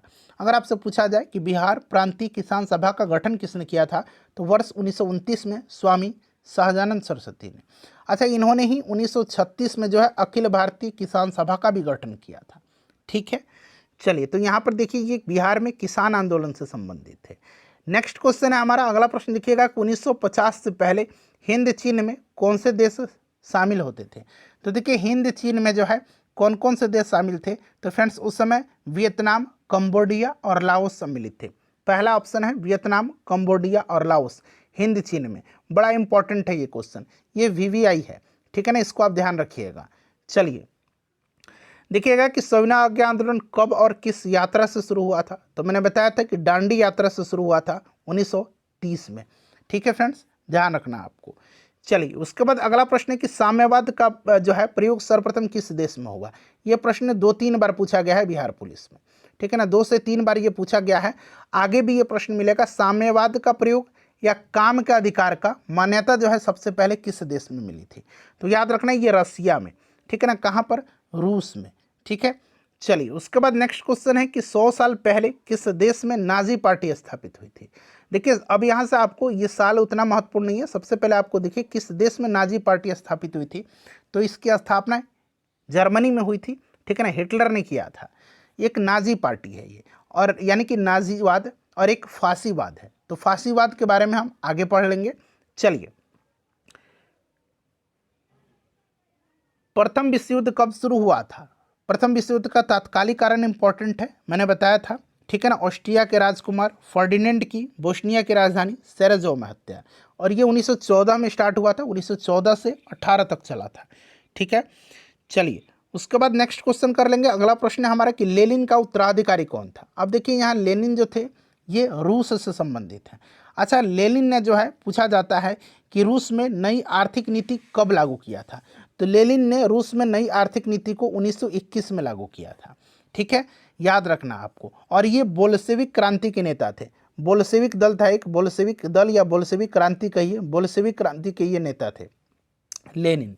ठीक है, ये इंपॉर्टेंट है ज़्यादा कि लेनिन ने जो है रूस में नई आर्थिक नीति कब लागू किया था, तो 1921 में। लेनिन का उत्तराधिकारी स्टालिन था और स्टालिन को आधुनिक रूस का निर्माता कहा जाता है, स्टालिन को आधुनिक रूस का निर्माता कहा जाता है। ठीक है, चलिए देखिए हड़प्पा के किस स्थल से जलाशय के प्रमाण मिले हैं, तो हमने अभी इसी सेशन में कवर किया हुआ है कि उन्नत जल प्रबंधन का साक्ष्य जो है ये धौलावीरा से प्राप्त हुआ है। ठीक है फ्रेंड्स, धौलावीरा से, याद रखिएगा, इंपॉर्टेंट है। चलिए उसके बाद अगला प्रश्न है हमारा कि अमेरिका की खोज किसने किया है। देखिए अमेरिका की खोज किया था बेशक कोलंबस ने, बट अमेरिका का नाम अमेरिका पड़ा था अमेरिगो वेस्पुसी के नाम पर। अमेरिगो, यहाँ मैं लिख देता हूँ, अमेरिगो वेस्पुसी के नाम पर जो है इसका नाम अमेरिका पड़ा था, बट खोज किया था कोलंबस ने। अच्छा, एक प्रश्न बनता है कि समुद्री मार्ग से संपूर्ण विश्व का चक्कर लगाने वाला प्रथम व्यक्ति कौन था, तो फ्रेंड्स ये मैगलन था। कौन था? मैगलन था। ठीक है, समुद्री मार्ग से संपूर्ण विश्व का चक्कर लगाने वाला प्रथम व्यक्ति। चलिए उसके बाद देखिएगा कि निम्नलिखित में से कौन दक्षिण अफ्रीका में रंगभेद आंदोलन से संबंधित थे। दक्षिण अफ्रीका में रंगभेद आंदोलन से संबंधित, तो फ्रेंड्स ये कौन थे, तो नेल्सन मंडेला थे। नेल्सन मंडेला, याद रखिएगा, और इनको भारत रत्न भी दिया जा चुका है। 1990 में नेल्सन मंडेला को भारत रत्न से सम्मानित किया गया था। चलिए देखिएगा तंजौर के राजराजेश्वर शिव मंदिर का निर्माण किसने करवाया था। अब देखिए ये जो राजराजेश्वर शिव मंदिर जो है ना, इसको एक और नाम से जाना जाता है, इसको बृहदेश्वर मंदिर भी कहा जाता है। ठीक है ना, इसको बृहदेश्वर मंदिर भी कहा जाता है। और इसका निर्माण किसने करवाया था, तो फ्रेंड्स ध्यान रखिएगा, ये जो आपका राजराजेश्वर शिव मंदिर है या बृहदेश्वर मंदिर है, इसका निर्माण करवाया था चोल वंश के शासक ने। चोल वंश के शासक, और उनका नाम है राजराज प्रथम। ठीक है ना, याद रखिएगा। ठीक है, चोल वंश का संस्थापक कौन था, तो विजयालय था। चोल वंश की राजधानी कहाँ थी, तो तंजौर थी। ये सब इंपॉर्टेंट है, ध्यान रखना आपको। चलिए देखिए दिल्ली के किस सुल्तान ने स्वयं को नियामत खुदाई कहा था। मोस्ट वीवीआई क्वेश्चन है। तो फ्रेंड्स ये कहा था नियामत खुदाई बलबन ने। अच्छा, बलबन जो था ये गुलाम वंश का शासक था और इसने अपने विरोधियों के प्रति, अपने दुश्मनों के प्रति रक्त एवं लौह की नीति अपनाई थी। और इसी ने नौरोज़ त्यौहार जो था, नौरोज़ फेस्टिवल, नौरोज़ त्यौहार इसने शुरू किया था। ठीक है, चलिए उसके बाद देखिएगा कि गुट निरपेक्ष आंदोलन का पहला शिखर सम्मेलन कब और कहाँ आयोजित हुआ था। गुट निरपेक्ष सम्मेलन, इसको अंग्रेजी में नाम बोला जाता है नॉन अलाइंग मूवमेंट। ठीक है ना, और देखिए फ्रेंड्स इसका पहला शिखर सम्मेलन हुआ था बेलग्रेड में 1961 में। तो सन और जगह दोनों आपको ध्यान रखना है। ठीक है, चलिए उसके बाद देखिएगा कि मुगल काल में, यहाँ पर खाली स्थान दिया गया, उत्तर पश्चिम भारत का एक महत्वपूर्ण हस्तशिल्प उत्पादन और वितरण केंद्र था। मुगल काल में कौन सी जगह जो थी उत्तर पश्चिम भारत का एक महत्वपूर्ण हस्तशिल्प उत्पादन और वितरण केंद्र था, तो फ्रेंड्स ये लाहौर हुआ करता था। ठीक है ना, चलिए उसके बाद देखिए अगला प्रश्न है कि हड़प्पा के लोग किस धातु का उपयोग नहीं जानते थे, तो ये लोहा के उपयोग से अनभिज्ञ थे। तो ये देखिए यहाँ पर लोहा राइट आंसर हो जाएगा। उसके बाद देखिए निम्न में से किस यूरोपीय जाति को इंडोनेशिया में प्रभुत्व जमाने में सफलता मिली थी। इंडोनेशिया में किस यूरोपीय जाति को इंडोनेशिया में प्रभुत्व जमाने में सफलता मिली थी, तो फ्रेंड्स ये डच थे। कौन थे? डच थे। ठीक है, चलिए उसके बाद देखिएगा ये क्वेश्चन इंपॉर्टेंट है, निम्नलिखित में से किसने सांप्रदायिक पंचाट की घोषणा किया था। सांप्रदायिक पंचाट या फिर इसको अंग्रेजी में कम्युनल अवार्ड कहा जाता है, कम्युनल अवार्ड। ठीक है ना, यहाँ मैं लिख देता हूँ कम्युनल अवार्ड। ठीक है, याद रखना है। और इसकी घोषणा किया था रैमजे मैकडोनाल्ड ने, और ये रैमजे मैकडोनाल्ड उस समय ब्रिटेन का प्रधानमंत्री था और इसने घोषणा किया था 16 अगस्त 1932 को। डेट सहित याद रखना है। कम्युनल अवार्ड यानी कि सांप्रदायिक पंचायत की घोषणा कब किया था? 16 अगस्त 1932 को। अच्छा, तीनों गोलमेज सम्मेलन जो हुआ था उस समय ब्रिटेन का प्रधानमंत्री यही था, तीनों गोलमेज सम्मेलन के समय। चलिए उसके बाद देखिएगा कि निम्नलिखित में से कौन सा पुरातात्विक स्थल सिंधु घाटी सभ्यता से संबंधित नहीं है। तो इसमें से आप ऑप्शन से देखकर ही छांट सकते हैं, ये आपका आहड़ नहीं है। बाकी कालीबंगा है, राखीगढ़ी है, सूदकोटड़ा भी है। ठीक है, चलिए उसके बाद देखिए अगला प्रश्न है कि ड्रैकोन का जो कानून था, ड्रैकोन के कानून किस सभ्यता से संबंधित है। तो देखिए ड्रैकोन का कारण जो है ये यूनानी सभ्यता से यानी कि ग्रीस की सभ्यता से संबंधित है। अच्छा, ये जो ग्रीस की सभ्यता है, यूनान की सभ्यता है, इसको यूरोपीय सभ्यता का पालना कहा जाता है। अगर आपसे पूछा जाए कि यूरोपीय सभ्यता का, यहाँ मैं लिख दे रहा हूँ, यूरोपीय सभ्यता का पालना किसको कहा जाता है, यूरोपीय सभ्यता का पालना, तो फ्रेंड्स ये यूनान की सभ्यता को कहा जाता है। ये आप जरूर याद रखिएगा, ठीक है। चलिए उसके बाद देखिएगा कि कुतुबुद्दीन ऐबक ने किसे बंगाल का गवर्नर यानी कि प्रशासक नियुक्त किया था। कुतुबुद्दीन ऐबक के बारे में पता होगा, 1206 में इसने गुलाम वंश की स्थापना किया था। अच्छा, कुतुबुद्दीन ऐबक को लाख बख्श के नाम से भी जाना जाता है।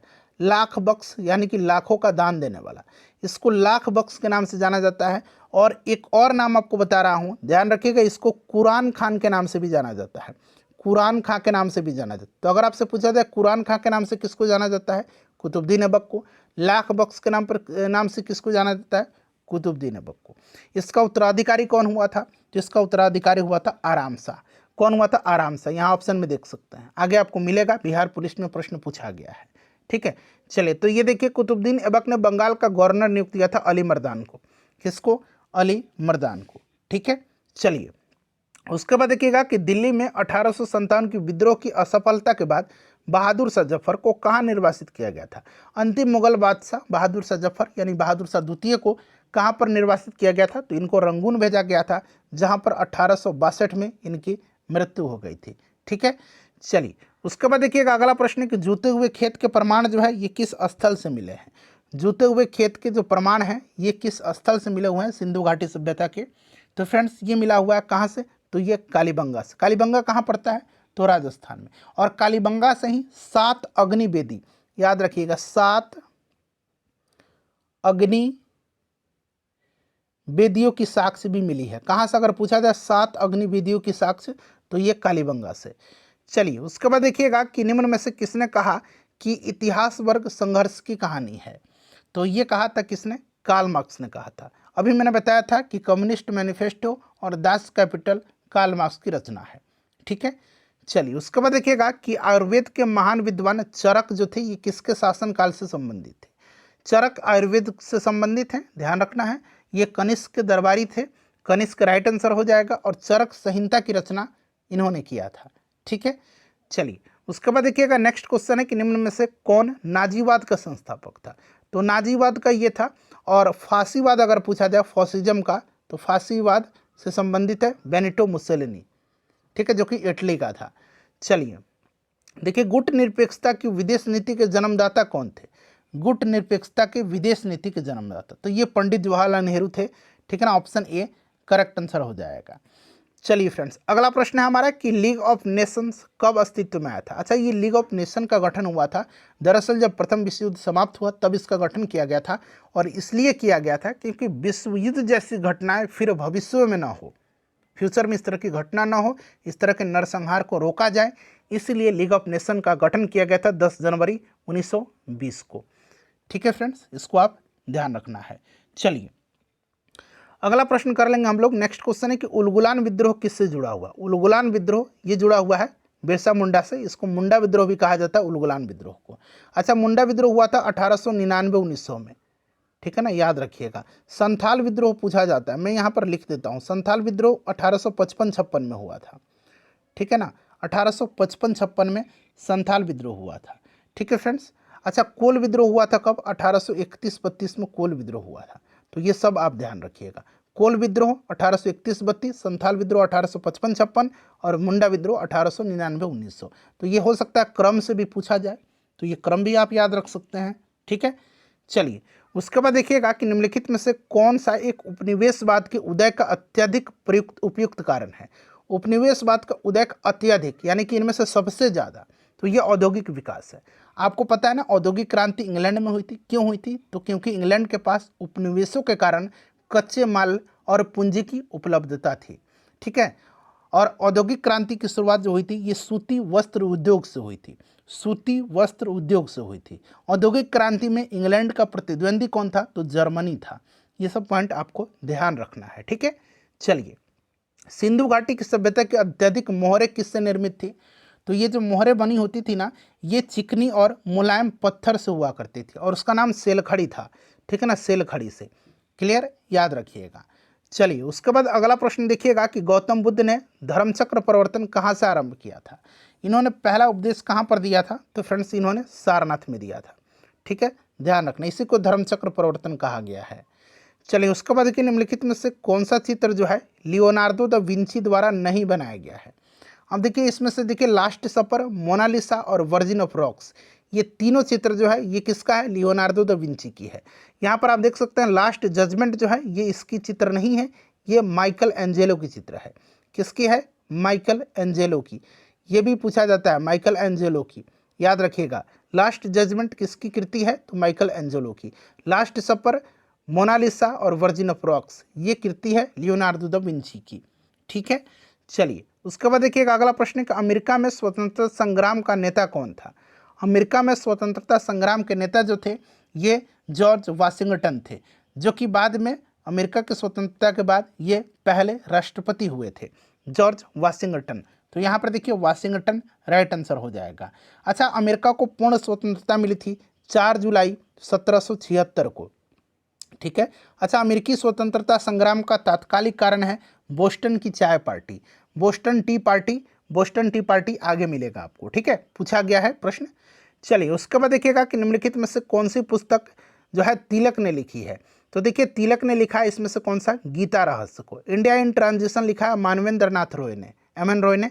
गोखले माई पॉलिटिकल गुरु को लिखा है महात्मा गांधी ने। डिस्कवरी ऑफ इंडिया को लिखा है पंडित जवाहरलाल नेहरू ने। तो यहाँ पर बाल गंगाधर तिलक ने लिखा है गीता रहस्य को। ठीक है, चलिए उसके बाद देखिएगा कि 15वीं शताब्दी में कौन से व्यापारी सबसे पहले हिंद चीन आए। हिंद चीन में कौन कौन से देश शामिल था, ये मैंने आपको बताया है ना कि हिंद देश में कौन कौन से देश शामिल थे। हिंद चीन में कौन कौन से देश शामिल थे, वियतनाम, कंबोडिया और लाओस, बताया था मैंने। और सबसे पहले आए थे पुर्तगाली। तो यहाँ पर देखिए पुर्तगीज, पुर्तगाली राइट आंसर हो जाएगा। चलिए उसके बाद देखिए गौतम बुद्ध तीसरा जो बौद्ध सभा हुआ था ये किस स्थान पर बुलाई गई थी। टोटल 4 बौद्ध संगतियाँ हुई थी। पहला अगर पूछा जाएगा तो राजगृह में हुआ था, दूसरा पूछा जाएगा तो वैशाली में हुआ था, तीसरा पूछा जाएगा तो पाटलिपुत्र में हुआ था, और चौथा पूछा जाएगा तो कुंडलवन कश्मीर में हुआ था। ये तीसरा बौद्ध सभा अशोक के शासनकाल में हुआ था, ध्यान रखना आपको। पहला हुआ था अजातशत्रु के शासनकाल में, दूसरा कालाशोक के शासनकाल में, तीसरा अशोक के शासनकाल में, और चौथा कनिष्क के शासनकाल में। ठीक है फ्रेंड्स, चलिए आगे बढ़ेंगे। नेक्स्ट क्वेश्चन करेंगे कि मॉन्टेग्यू चेम्सफोर्ड रिपोर्ट। अब देखिए एक मॉन्टेग्यू चेम्सफोर्ड रिपोर्ट है और एक मार्ले मिंटो है। तो मार्ले मिंटो 1909 का आधार बनी थी और मॉन्टेग्यू चेम्सफोर्ड भारत सरकार अधिनियम 1919 का आधार बनी थी। ठीक है, चलिए देखिए मधुबनी लोक चित्र जो है किस राज्य में लोकप्रिय है। तो मधुबनी पेंटिंग आपको याद है ना, ये मिथिला से संबंधित है, यानी कि बिहार से संबंधित है।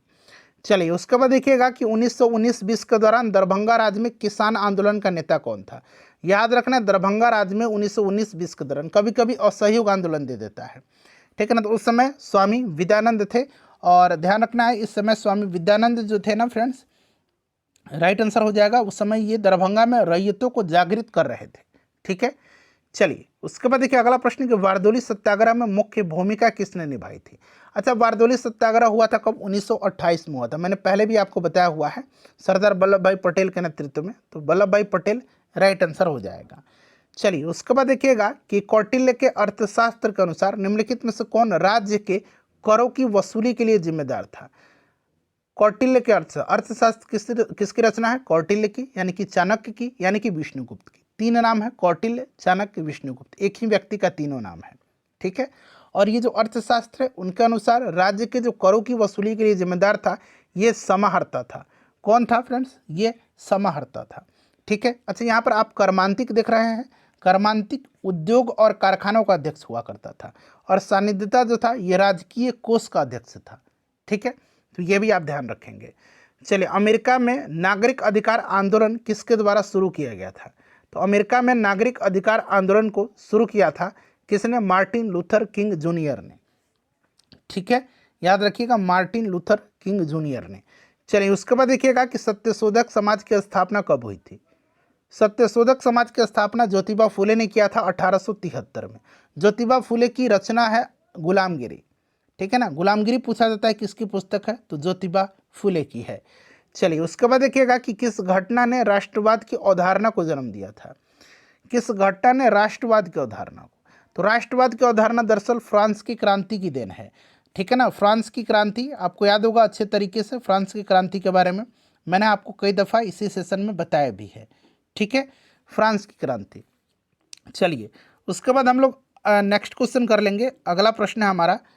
चलिए उसके बाद देखिएगा कि स्वामी दयानंद सरस्वती के विचार जिस पुस्तक में प्रकाशित हैं उसका नाम क्या है, तो स्वामी दयानंद सरस्वती ने आर्य समाज की स्थापना किया था 1875 में, ठीक है ना, और इनकी पुस्तक है सत्यार्थ प्रकाश, ठीक है ना, इसी में इनके जो है विचार प्रकाशित है। चलिए उसके बाद देखिएगा कि निम्नलिखित में से कौन सा युग्म जो है सुमेलित है, कुंवर सिंह बिहार बिल्कुल ये सुमेलित है, युग्म सुमेलित है, सॉरी गलत सुमेलित है, ध्यान से पढ़िएगा प्रश्न को, मुझसे भी गलती हो रही है, कौन सा युग्म गलत सुमेलित है। तो यहाँ पर देखिएगा नाना साहब अवध से इन्होंने नहीं किया था, ये कानपुर से थे, अवध से बेगम हजरत महल ने किया था, ठीक है ना, 1857 की क्रांति का नेतृत्व, तो ये वाला गलत है, बाकी आप देख सकते हैं ये सारे सही हैं। चलिए उसके बाद देखिए वास्को डिगामा ने भारत के समुद्री मार्ग की खोज कब किया था, मैंने बताया था 1498 में, पुर्तगाली यात्री था। चलिए उसके बाद देखिएगा कि बिहार में पटना उच्च न्यायालय स्थापित कब किया गया था, तो फ्रेंड्स ये 1916 में इसकी स्थापना हुई थी, पटना उच्च न्यायालय की, इसकी स्थापना जरूर आप याद रखिएगा। कुतुबुद्दीन ऐबक का उत्तराधिकारी कौन था, देखिए आ गया ना, ये आराम शाह था, ठीक है ना, आराम शाह इसका उत्तराधिकारी बना था, बेशक ये कम ही समय तक शासन किया था, ये एक अयोग्य शासक था और मात्र 8 महीने शासन किया था, ठीक है ना फ्रेंड्स, मात्र 8 महीने ये शासन किया था।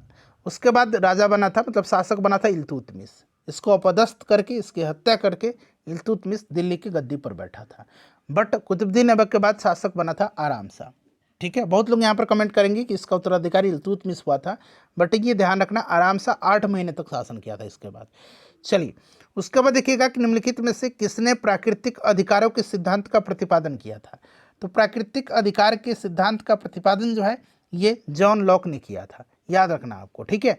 चलिए उसके बाद देखिए इंग्लैंड में किस वर्ष ग्लोरियस रिवॉल्यूशन यानी कि गौरवशाली क्रांति हुई थी, ग्लोरियस रिवॉल्यूशन, ठीक है ना, गौरवशाली क्रांति हिंदी में कहा जाता है और अंग्रेजी में आपको ग्लोरियस रिवॉल्यूशन दे देगा, ठीक है। ये 1688 में हुआ था, ये काफ़ी इंपॉर्टेंट क्वेश्चन है फ्रेंड्स, इसको आप जरूर याद रखिएगा, ठीक है। चलिए उसके बाद नेक्स्ट क्वेश्चन है हमारा कि निम्न में से कौन नकारात्मक स्वतंत्रता के प्रतिपादक थे, नकारात्मक स्वतंत्रता के प्रतिपादक आइसा वर्लिन थे, ठीक है। चलिए उसके बाद देखिएगा कि फ्रांस में पेरिस कम्यून की स्थापना कब हुई थी, पेरिस कम्यून दरअसल फ्रांस में मजदूरों का एक संगठन था, ठीक है, और 1871 में पेरिस कम्यून की स्थापना हुई थी।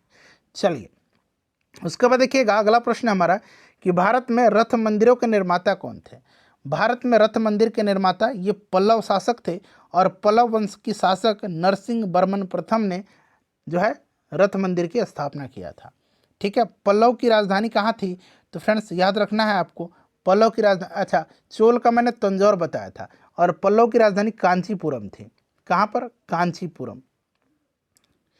चलिए उसके बाद देखिएगा कि प्रथम विश्व युद्ध का तात्कालिक कारण क्या था, तो कई दफ़ा मैंने बता दिया था कि ऑस्ट्रिया के राजकुमार फर्डिनेंड की बोस्निया की राजधानी सेराजेवो में हत्या, ठीक है।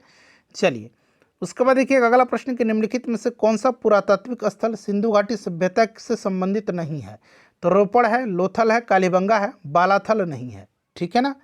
चलिए नेक्स्ट क्वेश्चन है शिकागो में 1893 में विश्व धर्म संसद में किसने भाग लिया था, अच्छा 1893 में जो है विश्व धर्म संसद में विवेकानंद ने, स्वामी विवेकानंद ने भाग लिया था, और स्वामी विवेकानंद से संबंधित याद रखिएगा इन्होंने रामकृष्ण मिशन की स्थापना 1897 में किया था, रामकृष्ण मिशन की स्थापना पूछेगा किसने किया था, तो स्वामी विवेकानंद जी ने। चलिए उसके बाद देखिएगा कि निम्न में से किसे भारत का नेपोलियन कहा जाता है, ये प्रश्न कई बार हुक कराया है मैंने, तो ये आपको कहा जाता है समुद्रगुप्त को भारत का नेपोलियन, ठीक है ना, समुद्रगुप्त को भारत का नेपोलियन कहा जाता है, अभी हमने इसी सेशन में कवर किया हुआ है। चलिए उसके बाद देखिएगा कल्चरल रिवॉल्यूशन के समय कम्युनिस्ट पार्टी ऑफ चाइना के प्रमुख कौन थे, अच्छा कल्चरल रिवॉल्यूशन तो ये अंग्रेजी में दिया गया है, हिंदी में दे देगा सांस्कृतिक क्रांति, ठीक है ना, सांस्कृतिक क्रांति। तो प्रश्न बनेगा सांस्कृतिक क्रांति के समय कम्युनिस्ट पार्टी ऑफ चाइना के प्रमुख कौन थे, तो दोनों तरीके से याद रखना आपको, माओ जेडोंग था, ठीक है ना, तो यहाँ पर देखिए माओ जेडोंग। और ये जो सांस्कृतिक क्रांति थी, कल्चरल रिवॉल्यूशन था, ये कहाँ हुआ था, चीन में हुआ था, स्टार्ट कब हुआ था, तो 1966 में, अंत हुआ था 1976 में इसका, ठीक है। चलिए उसके बाद देखिएगा पीपुल्स वार ग्रुप जो है ये संबंधित है, तो पीपुल्स वार ग्रुप ये नक्सलवाद से संबंधित है। ठीक है फ्रेंड्स। चलिए उसके बाद देखिएगा कि जापान में रक्तहीन क्रांति या मेजी पुनः स्थापना किस वर्ष हुआ था। तो जापान में जो रक्तहीन क्रांति हुई थी या मेजी पुनः स्थापना ये 1868 में हुआ था। नेक्स्ट क्वेश्चन है हमारा कि संयुक्त राष्ट्र संघ कब अस्तित्व में आया था। United nation, league of nation मैंने बताया था ना कि 10 जनवरी 1920 को आया था और उसके जगह पर अब संयुक्त राष्ट्र संघ आया था द्वितीय विश्व युद्ध के पश्चात, सेकंड वर्ल्ड वार के पश्चात। तो फ्रेंड्स ये आया था 24 अक्टूबर 1945 को। चलिए उसके बाद देखिएगा कि सम्राट जेम्स प्रथम का राजदूत सर टॉमस रो किस मुगल शासक के दरबार में आया था। तो सर टॉमस रो और कैप्टन हॉकिंस भी आया था जहांगीर के दरबार में। कैप्टन हॉकिंस भी आया था, आपको याद होगा। ठीक है ना। अगर पूछा जाए कैप्टन हॉकिंस किसके दरबार में आया था, किस मुगल शासक के, तो ये जहांगीर के दरबार में। चलिए उसके बाद देखिए निम्न में से कौन से ग्रंथ वैदिक साहित्य का हिस्सा नहीं है। वैदिक साहित्य का हिस्सा इसमें से कौन सा नहीं है। तो फ्रेंड्स देखिए वेदांग नहीं है। ठीक है। अच्छा अगर आपसे पूछा जाए वेदांग की संख्या तो 6 है।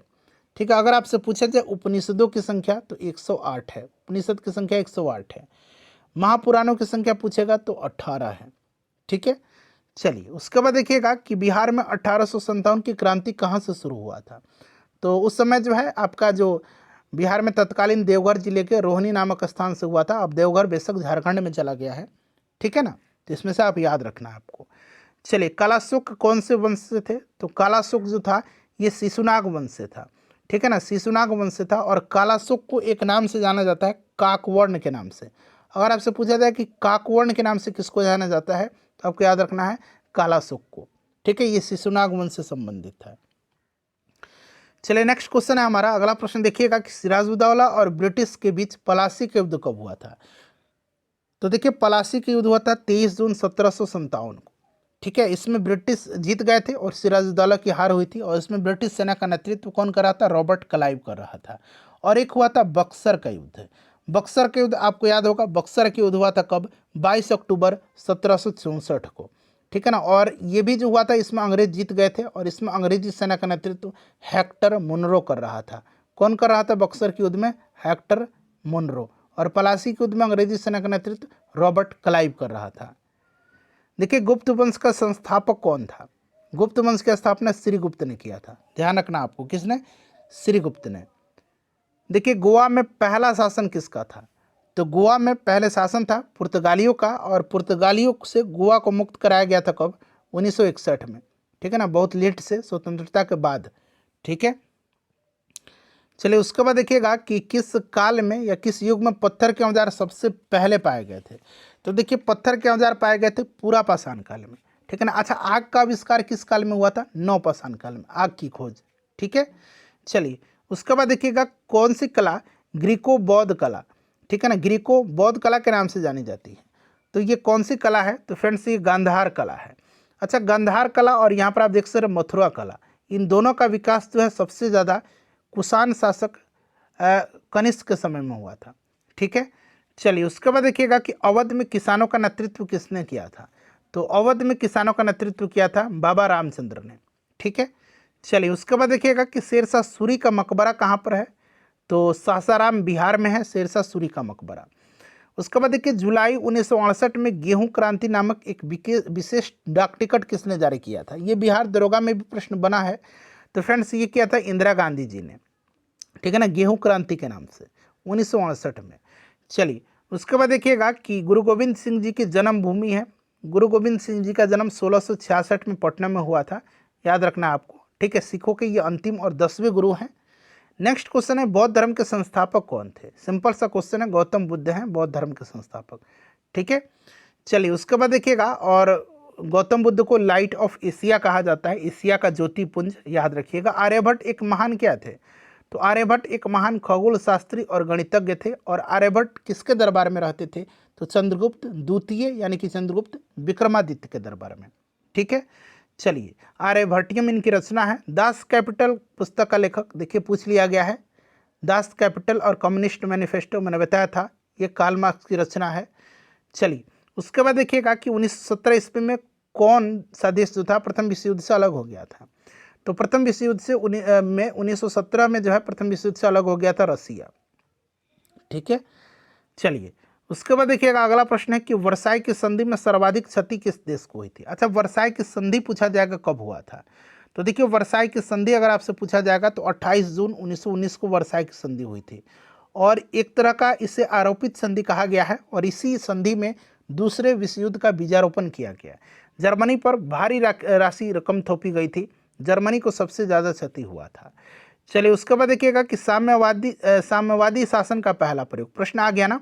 और मैंने बताया था कि काम का अधिकार को संवैधानिक अधिकार के रूप में सबसे पहले कहाँ मिला था, संवैधानिक अधिकार का रूप, तो ये रसिया में मिला था। ठीक है, इंपॉर्टेंट क्वेश्चन है फ्रेंड्स, इसको ध्यान रखना आपको। ये प्रश्न दो तरीके से पूछा गया है। देखिएगा कि अक्टूबर 1917 की बोल्शेविक क्रांति का नेतृत्व किसने किया था, तो मैंने बताया था बोल्शेविक क्रांति का नेतृत्व लेनिन ने किया था। लेनिन ने जो है 1921 में रूस में नई आर्थिक नीति की घोषणा किया था। लेनिन का उत्तराधिकारी स्टालिन था। स्टालिन को आधुनिक रूस का निर्माता माना जाता है। ये सब मैंने आपको बताया है। चलिए उसके बाद देखिएगा कि प्रथम स्वतंत्रता संग्राम के बाद मुगल बादशाह बहादुर शाह जफर को निर्वासित किया गया था। ये देखिए प्रश्न 3 बार अब तक पूछ लिया गया बिहार पुलिस में। रंगून में, जहाँ पर 1862 में इनकी मृत्यु हो गई। चलिए उसके बाद देखिए भारत में मुगल शासकों का निम्नलिखित में से कौन सा अवरोही क्रम यानी कि घटते क्रम में, बताइए, सबसे पहले फिर उसके बाद फिर उसके बाद फिर उसके बाद, आप बताइए इसको। ठीक है ना, तो सबसे पहले कौन था, बाबर, बाबर के बाद हुमायूं, अकबर, जहांगीर, शाहजहां, फिर औरंगजेब। ठीक है ना। चलिए उसके बाद देखिएगा कि राज्य अपहरण नीति यानी कि इसको डॉक्ट्रिन ऑफ लैप्स कहा जाता है, इसकी शुरुआत किसने किया था। ठीक है, इसको व्यापगत का सिद्धांत भी कहा जाता है, इसको व्यापगत का सिद्धांत भी कहा जाता है और ये शुरू किया था लॉर्ड डलहौजी ने। अच्छा, ये जो डॉक्ट्रिन ऑफ लैप्स है, व्यापगत का सिद्धांत है, राज्य अपहरण नीति है, इसके तहत सबसे पहले किसको ब्रिटिश साम्राज्य में मिलाया गया था, तो फ्रेंड्स इसको सबसे पहले 1848 में जो है सतारा को मिलाया गया था। किसको, सतारा को। और 1856 में जो है अवध को ब्रिटिश साम्राज्य में मिलाया गया था कुशासन का आरोप लगा करके, और उस समय अवध का नवाब वाजिद अली शाह था। ठीक है। चलिए नेक्स्ट क्वेश्चन है कि सिंधु घाटी सभ्यता से संबंधित स्थान लोथल निम्नलिखित में से किस राज्य में है। लोथल जो है ना, ये आपका गुजरात में है। ठीक है, भोगवा नदी के तट पर, और ये एक बंदरगाह था उस समय। देखिए किस अंग्रेज ने पहली बार भगवत गीता का अंग्रेजी में अनुवाद किया था। भगवत गीता का अंग्रेजी में अनुवाद जो है ये चार्ल्स विल्किंस ने किया है।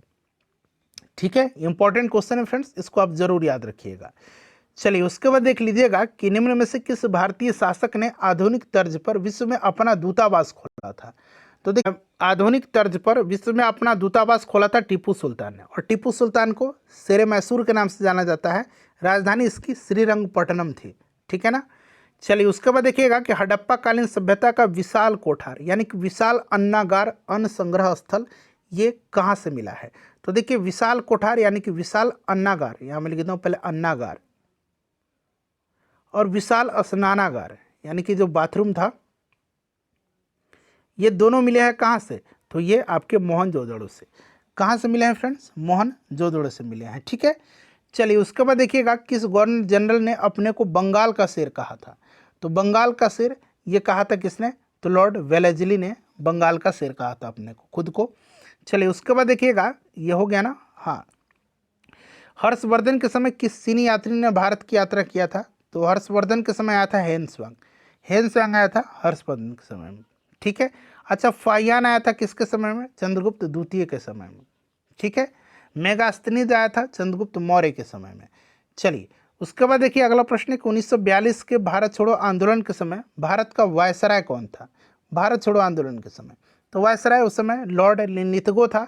इसका कार्यकाल 1936 से लेकर के 1943 तक था। तो ऑब्वियसली लॉर्ड लिनिथगो था भारत छोड़ो आंदोलन के समय वायसराय। ठीक है।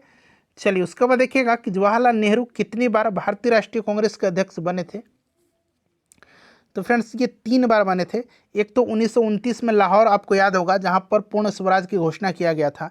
फिर 1936 में लखनऊ में, और फिर 1937 में फैजपुर में। तो ये 3 बार बने थे। चलिए उसके बाद देखिएगा कि बौद्ध साहित्य लिखा गया है किस भाषा में। तो बौद्ध साहित्य को लिखा गया है पाली भाषा में। ठीक है। चलिए उसके बाद देखिएगा कि एलिफेंटा में चट्टान काट करके बनवाए गए प्रसिद्ध मंदिर निम्न में से किससे संबंधित है।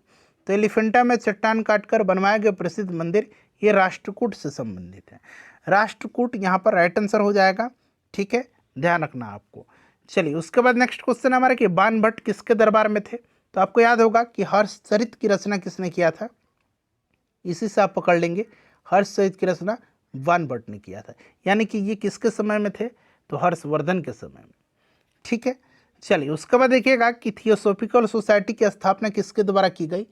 थियोसॉफिकल सोसाइटी की स्थापना तो मैडम ब्लावत्स्की और कर्नल ऑलकॉट ने किया था। मैडम ब्लावत्स्की और कर्नल ऑलकॉट ने किया था। ये दोनों नाम ब्लावत्स्की का भी और ऑलकॉट का भी याद रखिएगा, इन्होंने थियोसॉफिकल सोसाइटी की स्थापना किया था। चलिए उसके बाद देखिए गदर पार्टी की स्थापना कहाँ पर हुई थी। तो देखिए गदर पार्टी की स्थापना 1913 में लाला हरदयाल के नेतृत्व में हुआ था, सैन फ्रांसिस्को में, यूएसए में, ठीक है।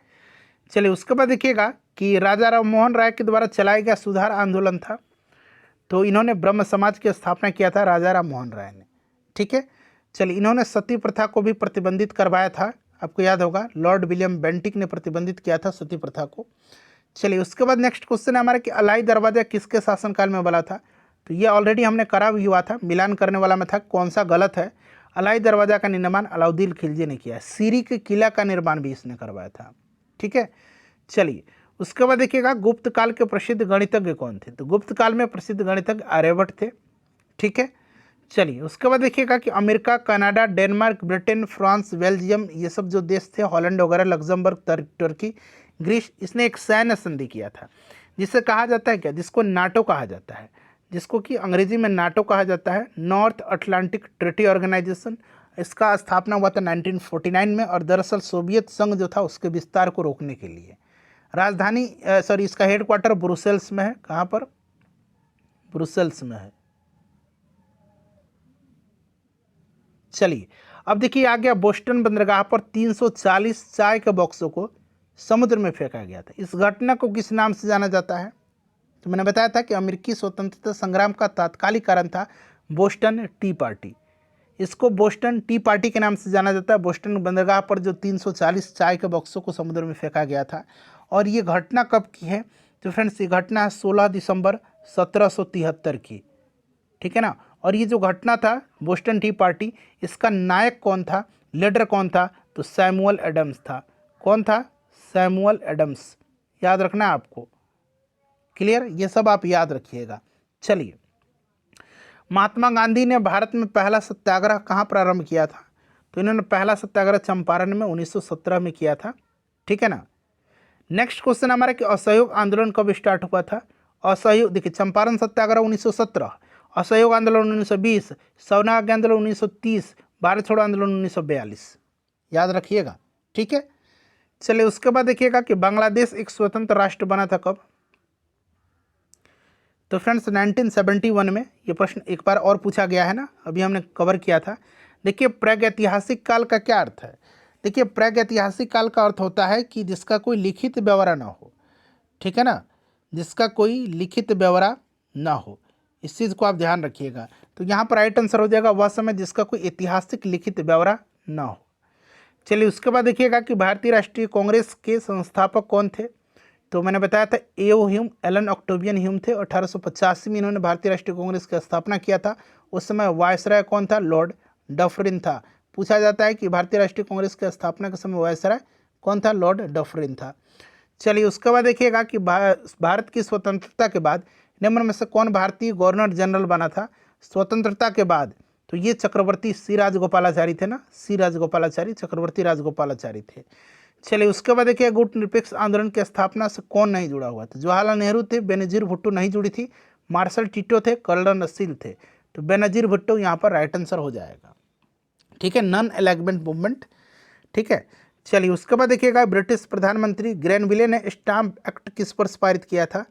तो स्टाम्प एक्ट को पारित किया था कब, तो फ्रेंड्स ध्यान रखना आपको कब किया था, तो 1765 में किया था, ठीक है ना। आगे इसके बारे में और भी मिलेगा एक प्रश्न स्टाम्प एक्ट से, बट आप याद रखिए अभी 1765 में ब्रिटेन के प्रधानमंत्री ग्रेनविले ने इसको ब्रिटिश संसद में पारित किया था।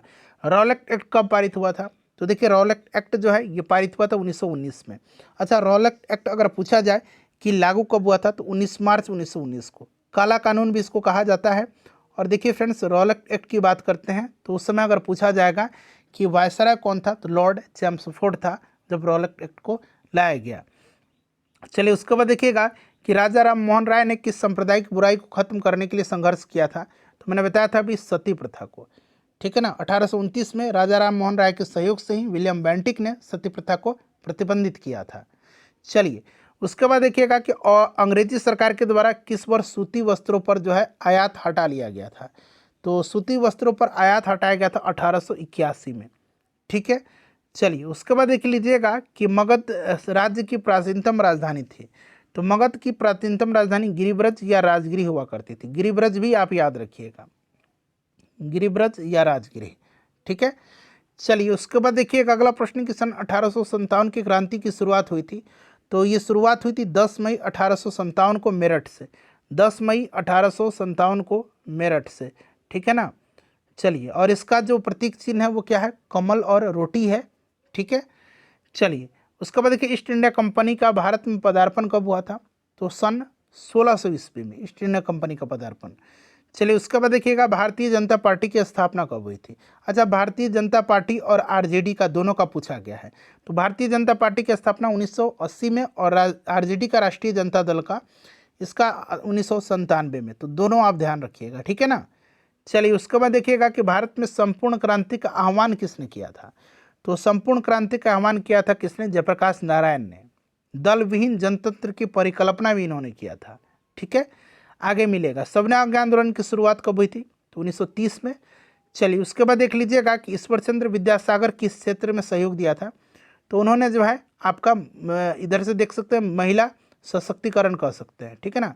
विधवा पुनर्विवाह इन्हीं के योगदान से लागू हुआ था और महिला सशक्तिकरण यहाँ पर करेक्ट आंसर हो जाएगा, ठीक है। सती प्रथा ये आपके राजा राम मोहन राय के सहयोग से विलियम बेंटिक ने इसको प्रतिबंधित किया था।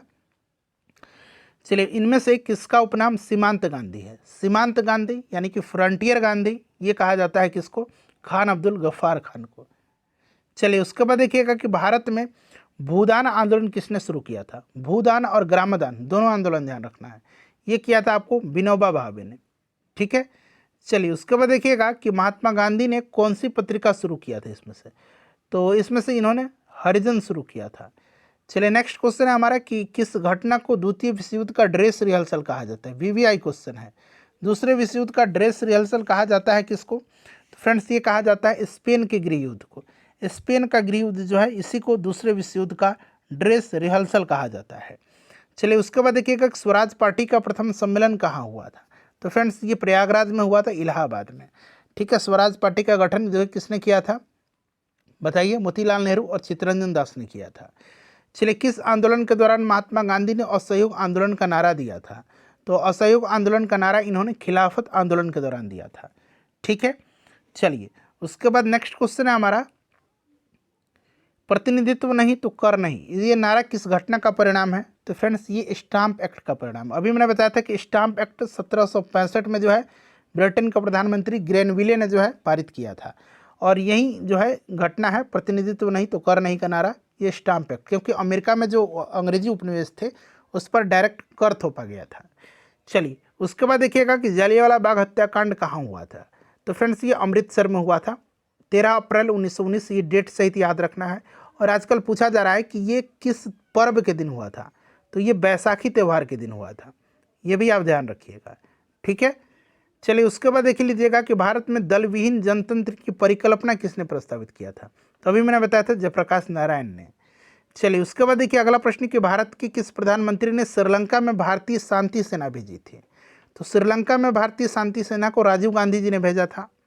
चलिए उसके बाद देखिएगा कि फ्रांस में आतंक का राज्य किसके शासनकाल को कहते हैं, फ्रांस में आतंक का राज्य जो है ये किसके शासनकाल को कहा जाता है, तो देखिए 1793 से 1794, ये जो काल था ना 1793 से 1794, इसको फ्रांस में आतंक का काल माना गया, आतंक का युग माना गया है, और ये माना गया है रोबेस्पियर के शासनकाल को, ठीक है।